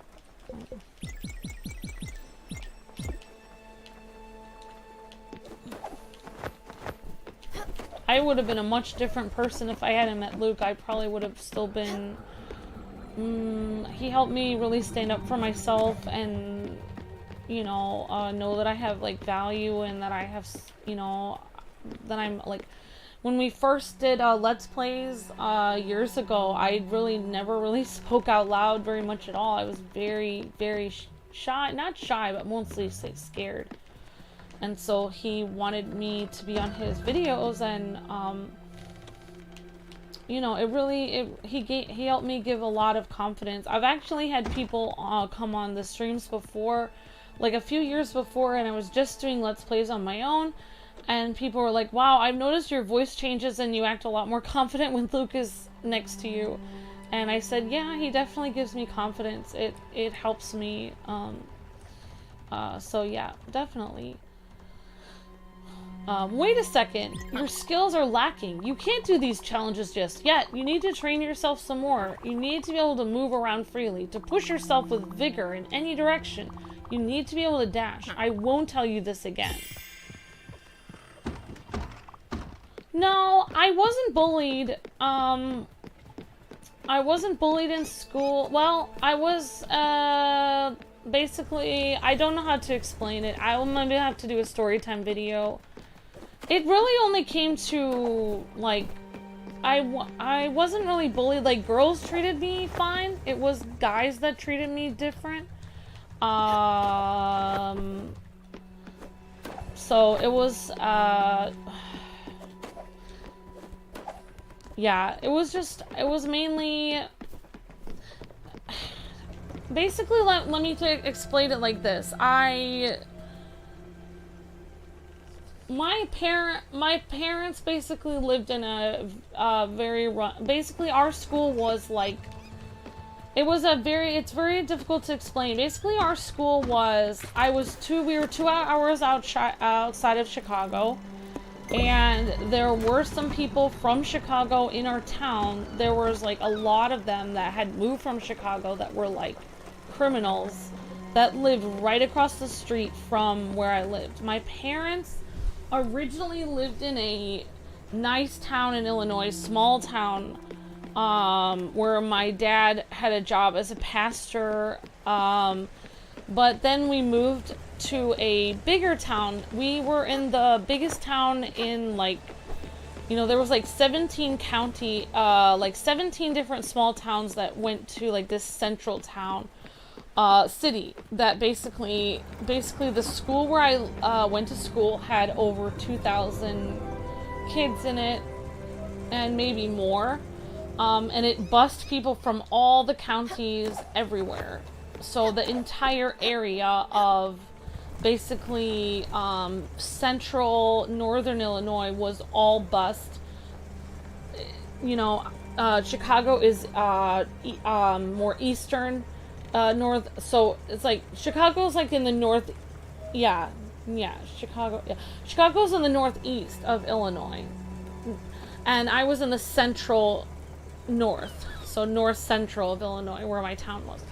So I'm not going to say the town I grew up in online, because someone could look up my name and find out who I am or something like that. So basically the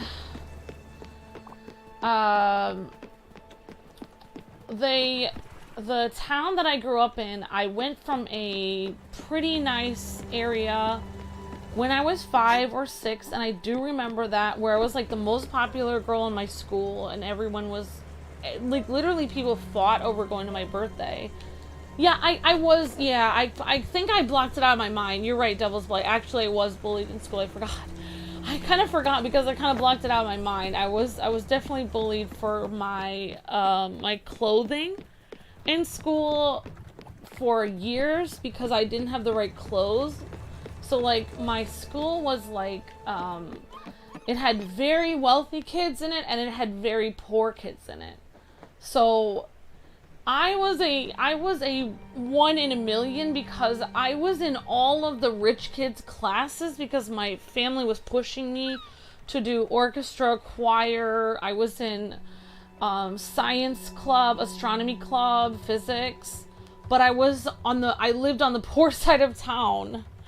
So like I was literally, all of my friends that rode my bus, most of them dropped out of school. Most of the people that I knew in school were, I'm pretty sure they basically told me, like, some of the girls that I waited for the bus with, they basically told me they were in a gang.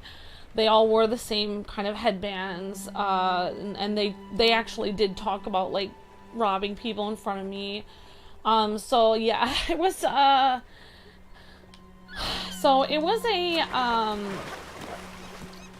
believe it or not, the girls that were in a gang in my school were actually nicer than the rich girls in my school. The rich girls were really mean.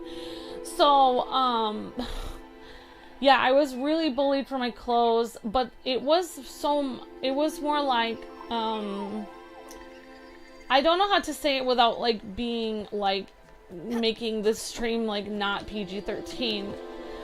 But basically, people probably won't believe me, but at the time, basically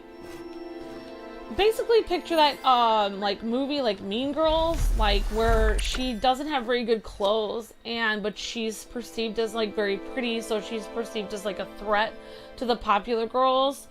I was kind of like that character in school. I basically, you know, people perceived me as very pretty when I was like 20 years old. I was actually in the running for like the Miss America thing in my town, where I won Best Talent. So yeah, I mean, people perceived me as very pretty back then. So the guys in my school basically thought they could all kind of be in this group and think they could take advantage of me. I don't know how to explain it. Basically, somebody, one time, like, I don't know how to explain it. Like, I could say it, but it would, I mean, I don't know.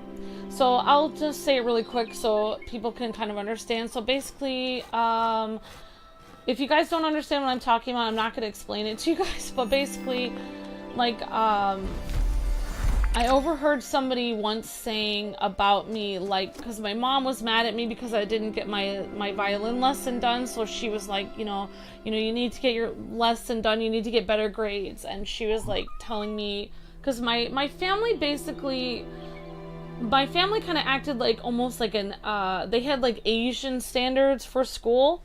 And I don't mean that in any disrespectful way. My grandfather grew up in China, so a lot of my values came from Chinese values, which means you were pushed extremely hard in school. So when I didn't do well in school, my family would get upset with me, sometimes in front of people in school. So basically one time somebody heard my mom, like, upset with me, and my other family members upset with me because I didn't do well in school. I didn't get, like, I got an A- instead of like an A+ or something. So basically somebody, like, one guy said, like, oh, you see the way her mom talks to her, like she would be so easy. So if you guys don't know what that means, then I'm not going to explain it, but basically the guys were not nice to me. And I also had a thing where I went on one date with one guy that basically he was really seemed to like me, and he was at a local college. You know, like, seemed to want to, you know, he asked me out on a date, and then I said okay, and he came by my house. Oh, I met him at the school, but he had to drop me back off at my house.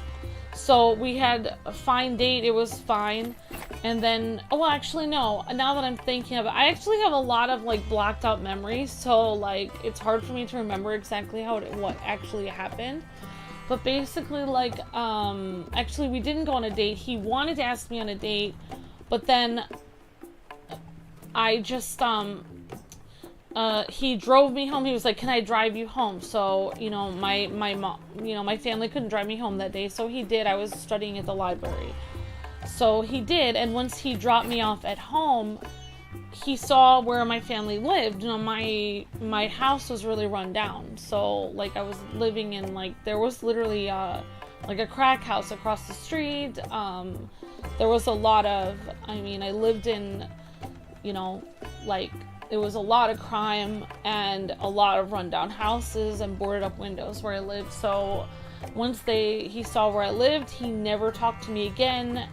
He acted like he didn't know me after he dropped me off there. So it was like, because in my town, like, being poor was like a huge thing. Like, even if you you know, looked fine when you were at school and no one could tell you were, you know, like, like my mom always said, I always looked presentable at school. Like, you could not even tell that my family didn't have money because I would always look nice and everything.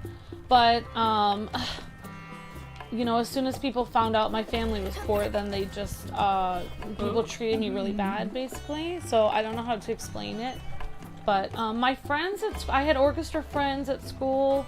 And they were really nice to me, and Luke actually thought I was the most popular girl in my school, so the girls were really nice to me, but the guys were kind of mean. Like, I had a group of guys that were all my friends, and I thought that they were my friends, but apparently they were just acting like my friends because they wanted to date me, and probably not in a good way to date me, just like to say that they dated me, and then, like, hopefully get something out of it.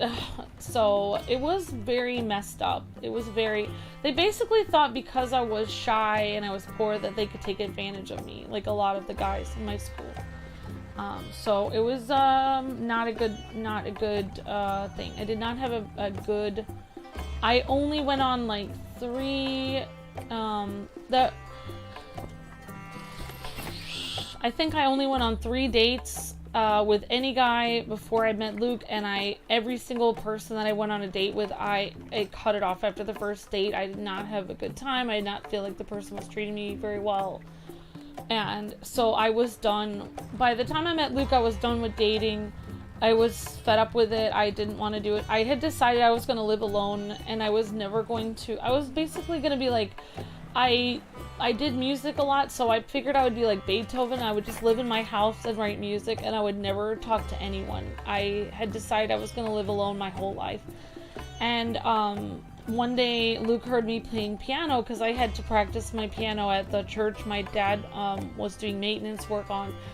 And Luke just happened to hear me playing piano, and he invited me to church, and then he asked me out, and I really didn't think it was going to go very well, because basically I thought that the reason why I didn't think it was going to go well is because I thought Luke was he was very tall and confident, and you know, I really thought he was very good looking, so I figured it wasn't going to go well because he looked like, you know, a decent person, and he looked like he was decently handsome, so I figured he was going to be a complete jerk to me like everyone else.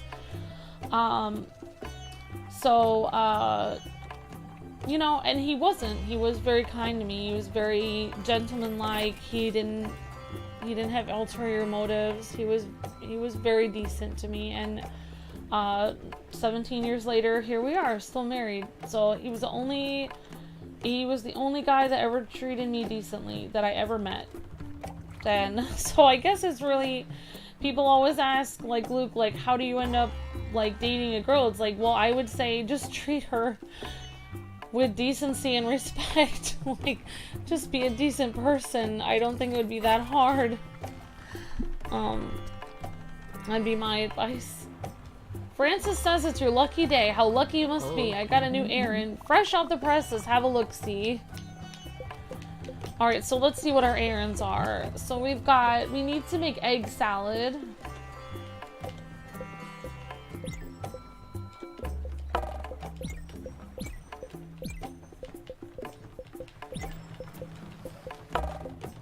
Alright, we don't have a sockeye salmon.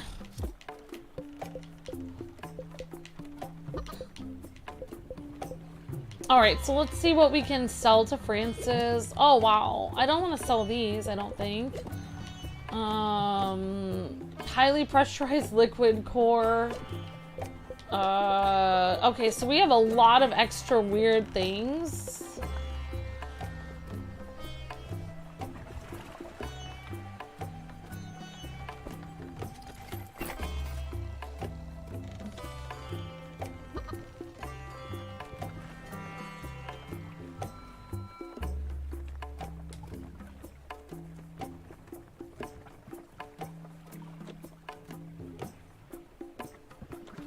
Alright, now I cannot even find my page I was on.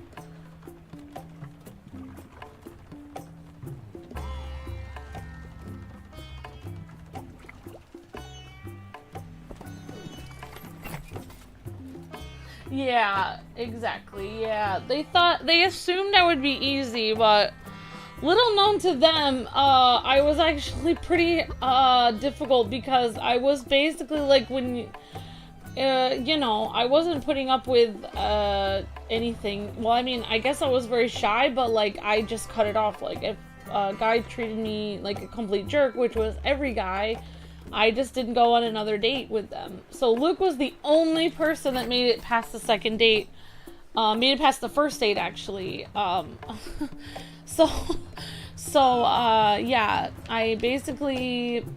Yeah, so Luke is very, and it took me, believe it or not, like, you know, it took 6 months before I would even hold Luke's hand, because that's how shy I was. I was actually that nervous and shy. So I was a very difficult person to get to know.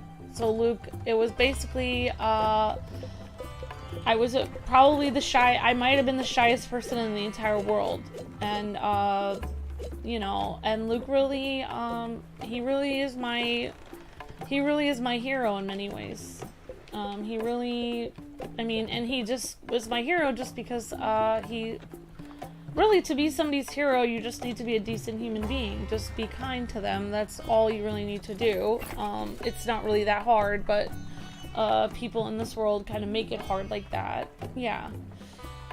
Used to find guardians in order life. It no longer has any use. Should be sold. Okay, so we're gonna sell some of these things.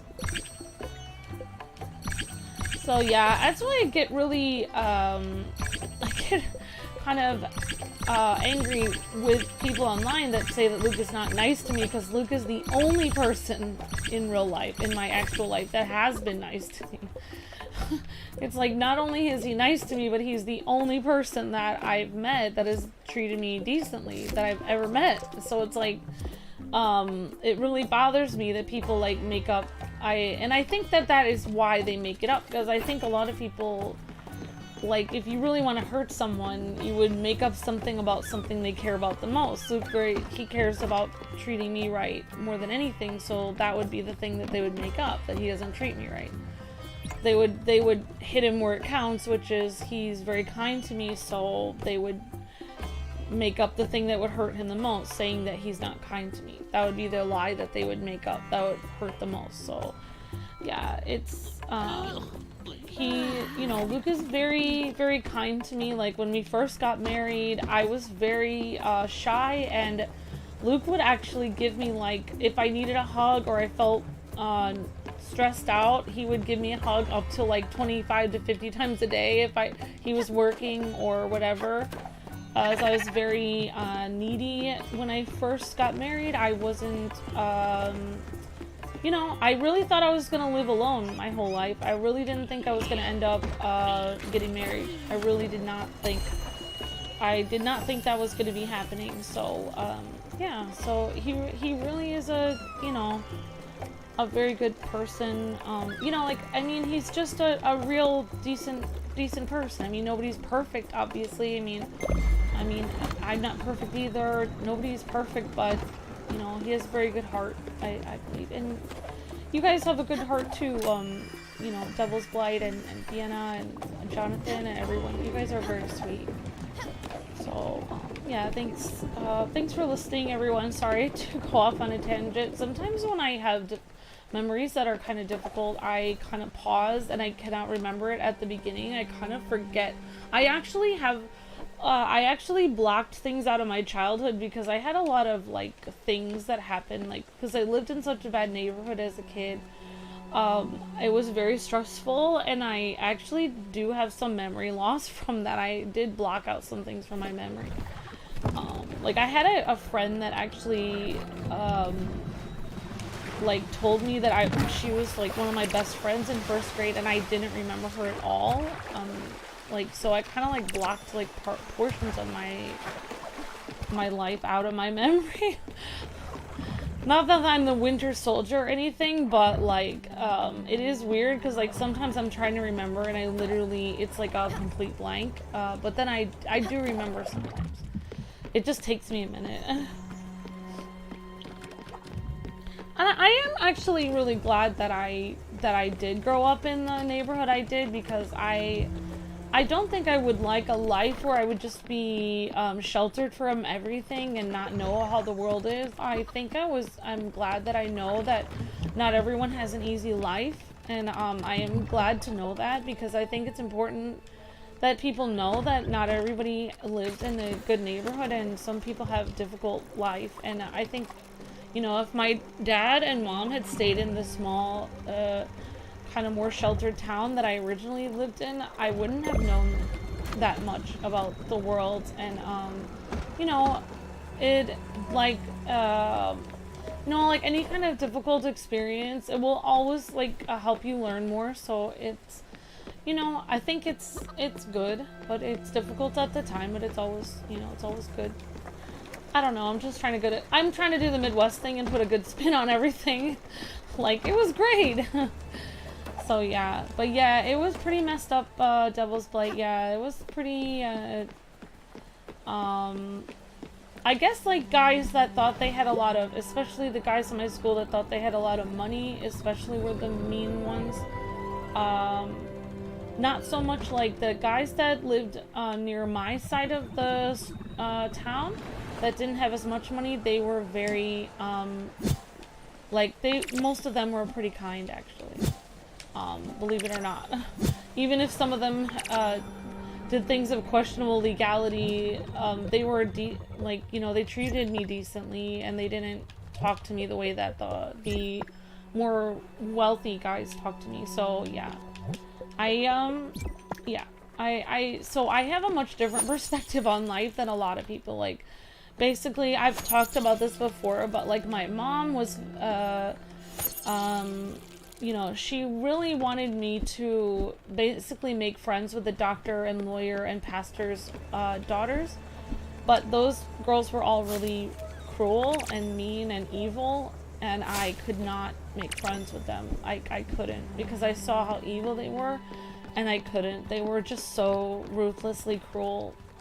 They were bullies, and they were very cruel people. So yeah, so I ended up just making friends with the girls from my street, and that was fun. Like, they were decent, better and decent human beings than the rich girls. Not that anyone's better than anyone else, but I know I made the right choice, because you know, I actually was given a choice at one point, like later on in junior high. I actually was invited into the popular group, basically by the most popular girls in school, because I was doing very well, like with my orchestra and choir. But I remembered that they bullied me earlier, and that they bullied all my friends, like, mercilessly, and how cruel they were. So I didn't, I said no thank you. And then they were even more cruel to me. But yeah, the bullying was very bad. Like, every hallway that I went down, me and any other people that didn't have a lot of money would get bullied mercilessly. Like, they would laugh at you every hallway that you went down. Like, every single hallway. So if you had to go through like 9 hallways to get to class, you would be bullied like 9 times every time you went to class. Like, you would, like, because there were so many kids in the school, so you'd be like, it was you know, it was definitely bullying in high school. It was definitely, like, for me, I mean, it wasn't as bad as, like, for Luke, because, like, Luke actually came from the East Coast. He ended up going to that school, which was basically like Hades on Earth. Like, that school was, and it's hilarious because a lot of people in that area say it's like one of the best schools ever. It's like a Grammy winning school, but the rich kids at that school were mercilessly cruel to the poorer kids. So it really was not a good, it's like some people cannot see how cruel they are. They just don't understand how cruel they are. They think that, some people think that they're the good person, or that they're the hero of the story, when in reality they're actually the villain. They cannot even see how cruel they're being. Like, they don't understand. So yeah, sorry for the long thing, but thank you for asking. Thanks for carrying Devil's Blight, and everyone, I appreciate that. And yeah, I mean, you know, it was it definitely changed me a lot. Like, I don't, like, I was supposed to go to this fancy school after that, and fancy college, a conservatory of music, and I didn't end up going. I hope that I can go someday. I still want to go to a music conservatory or something, but it was hard for me because all the kids in the music conservatory were rich, and I had been bullied by really rich kids. So I was actually kind of like afraid to go, you know, like, I didn't want to go because you know, I just didn't, I didn't think of it as like, oh, look at this great opportunity. I just thought of it like, I'm not gonna fit in here. I'm gonna be, like, mercilessly, like, mistreated, and I don't want to do that. My brother ended up going to that same ritzy school that I was supposed to go to, and everything was fine for him, but the bullying wasn't as bad for him because basically my brothers were treated better than I was growing up. My brothers, I had to walk through a very bad neighborhood where people literally were getting shot and killed. I had to walk through that neighborhood to get to school and risk my life. My brothers, basically I had to walk, and when I tried to tell my family that I felt unsafe, my family just said that, like, I was fine and that I, you know, there was no problem. And then when my brothers were walking to school, they felt unsafe, so my dad drove them in the car. So I just found that very hypocritical, and it was hard for me because I literally risked my life to go to school, and my family didn't take me in the car because I wasn't valuable enough to take in the car. Like, my brothers were valuable enough to keep safe, but I wasn't. So that was very frustrating for me. But maybe my family didn't quite understand how bad the neighborhood was, but I don't know. But it was definitely frustrating, I'll tell you that much. I definitely did not feel like I was worth very much, because, like, I could have died at any time going to school. So yeah, and actually the girls that I made friends with, the ones that were on the edge of kind of being criminals, kind of, they actually saved my life once or twice, as I can remember. I do remember a time where I blacked out, and I believe they saved my life. There was something that happened. So it just shows that you should, you know, don't ever think that someone isn't good enough to be your friend. They might be somebody that would end up saving your life. Just because somebody has money or looks a certain way or wears a certain kind of clothes doesn't mean they're more valuable than somebody else. All human beings are valuable, equally and extremely valuable. And it doesn't have to do with what skills you have or how smart you are or what kind of clothes you're wearing or how you look on the outside or anything. Has to do with your heart. And, you know, all human beings are extremely valuable and important, and it's, you know, no one is worth more than somebody else. Everybody's worth a tremendous amount, even though society doesn't treat some people like they're worth. Everyone is worth so much, like all human beings are. Must I do everything? You have not prepared lodging for me. Write this quickly. Something sparse, no frills. And I needed post haste. Go now. So we need to make Elena's cubicle. So Elena kind of like freaked me out. She's kind of like, I thought I was a military person, but I guess it's a very strict teacher. Alright, so we'll try to make her cubicle.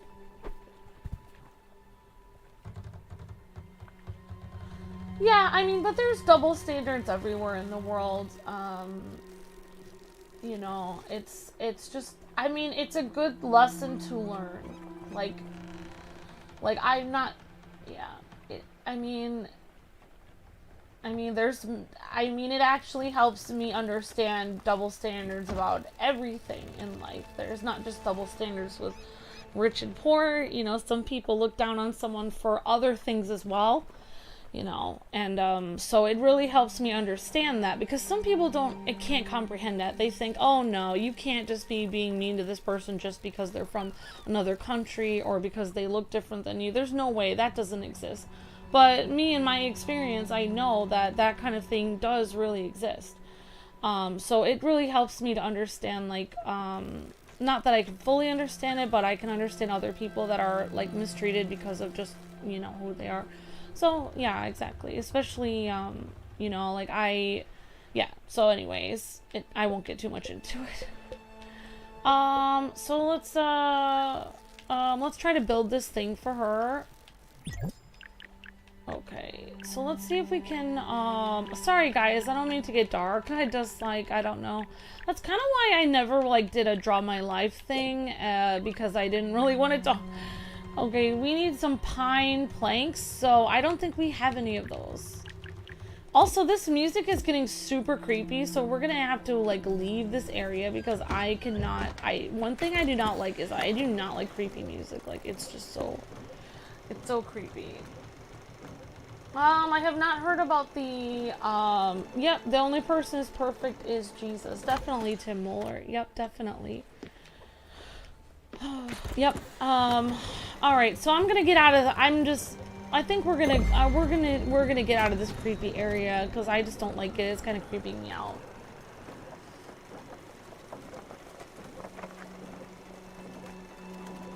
Oh, she taught in a private school. Yeah. Yeah, I mean, what really bothered me is one time when I was in my middle school. I mean, not to get too dark. Well, maybe I shouldn't even talk about it. But I just I don't know. I maybe I'll talk about it someday, but it was another girl was also mistreated with me, and we ended up being like very the kind of friendships that you make in that kind of situation. It's almost like you're in it's almost like you're in a life or death like situation, so you make a very strong bond with people, you know, like going through pain together. So I just remember there was this girl, and she had a lot nicer clothes than me, and you know, and she was just a normal person, and I was in my homeroom class, and you know, I literally, my family was really poor. Like, my family didn't have anything. I was below the poverty line. My parents had moved from another town. The reason why I was so poor was because my dad didn't have a job when he moved there. He really needed to come nearer to my grandparents, because my mom really wanted to be nearer to her family. So my dad left his job, and they bought a house that they could afford. They paid off the house in full. So they paid the only house they could afford in full, which was in a terrible neighborhood, which I think was kind of a bad decision, but I don't know. I'm not my parents. So basically, you know, like, in the future when I buy a house, I'm not gonna just buy a house in a garbage neighborhood because I can pay it off in full, because I'm gonna get a safe neighborhood. That's one thing Luke has always done. That's why Luke works so hard every day. Like, people always say, why do you work so hard? Luke works like 16 hours a day. He doesn't want me to be in a bad neighborhood ever again, because I grew up in a bad neighborhood. It was very scary for me. I was frightened all the time. He doesn't want me to ever feel afraid of going out the door, so he works very hard so he can make sure we always live in a safe neighborhood.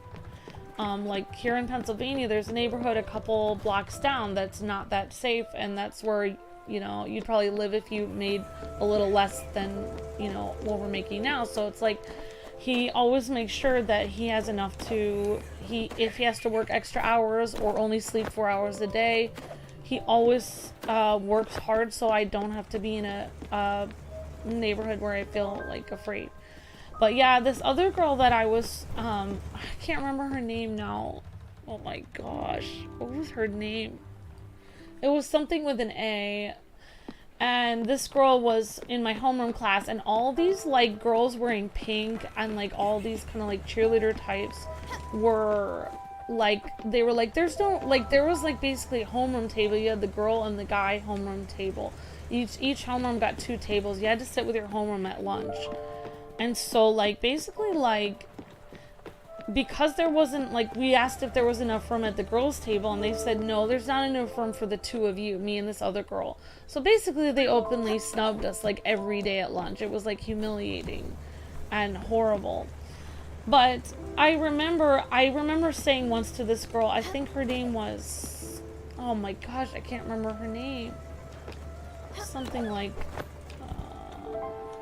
I can't remember her name, but I had to, but anyway, I said, I'm so sorry that you have to be stuck sitting here with me, and I remember saying that to her.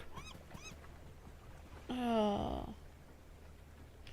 her name was something like Ashia or something, I don't remember, and I said, sorry, you know, I said, it's probably me that they're, you know, trying to be mean to, and, you know, they probably wouldn't do this to you alone. And she said, she said, I don't care. She said, I don't, she said, they're mean. I wouldn't, she said, I'd rather sit next to you anyway. You know, I don't want to sit next to those jerks. And, that was really nice. And, you know, it really put things in perspective that, you know, when you have difficult time and like 90% of the world are jerks and you find that one friend that is not a jerk and you think like, oh, you know, like, well, I'm sorry. Now you're, you know, you're kind of stuck in this situation with me. You're actually, it's better to be, and that's why I kind of realized in life, like, it's better to be the one being mistreated than to be the one who's doing the mistreating. It's better to be, because someday you're gonna be stronger, you're going to be tougher, you're going to not allow that disrespect. Someday you will grow stronger and get out of it, but they will never grow kinder, they will never grow more compassionate. They will always be bullies, and they will never have the chance to learn and grow. You will be stronger, you will be able to have a better life than them, and they will not, because they will always be stuck in high school for the rest of their life. And so it, you know, I was really glad that she said that to me. She said, I would rather be stuck here with you than be at that popular table, and it really meant a lot to me. So you know, I think even though high school was difficult, I'm really glad that I met kind people like her and some of you guys in the chat. And it, you know, it's the kind people that you meet along the way that matter. In a sea of jerky people that don't care, it's those glimmers of people that care and are kind that really make life worthwhile. So I'm very thankful for that, for you guys, and for, you know, the people that I did meet that were decent human beings. So yeah. But anyway, I'm sorry for getting emotional. I am very emotional person. Sorry about that. So thank you everyone for watching. I have to go to my next stream, I guess.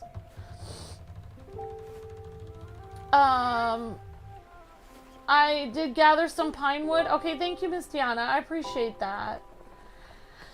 Okay, okay, so thank you, Deanna, Devil's Blight, and JS, and, Tim, and Victor, and everyone. Oh, thank you. That's very sweet, Victor.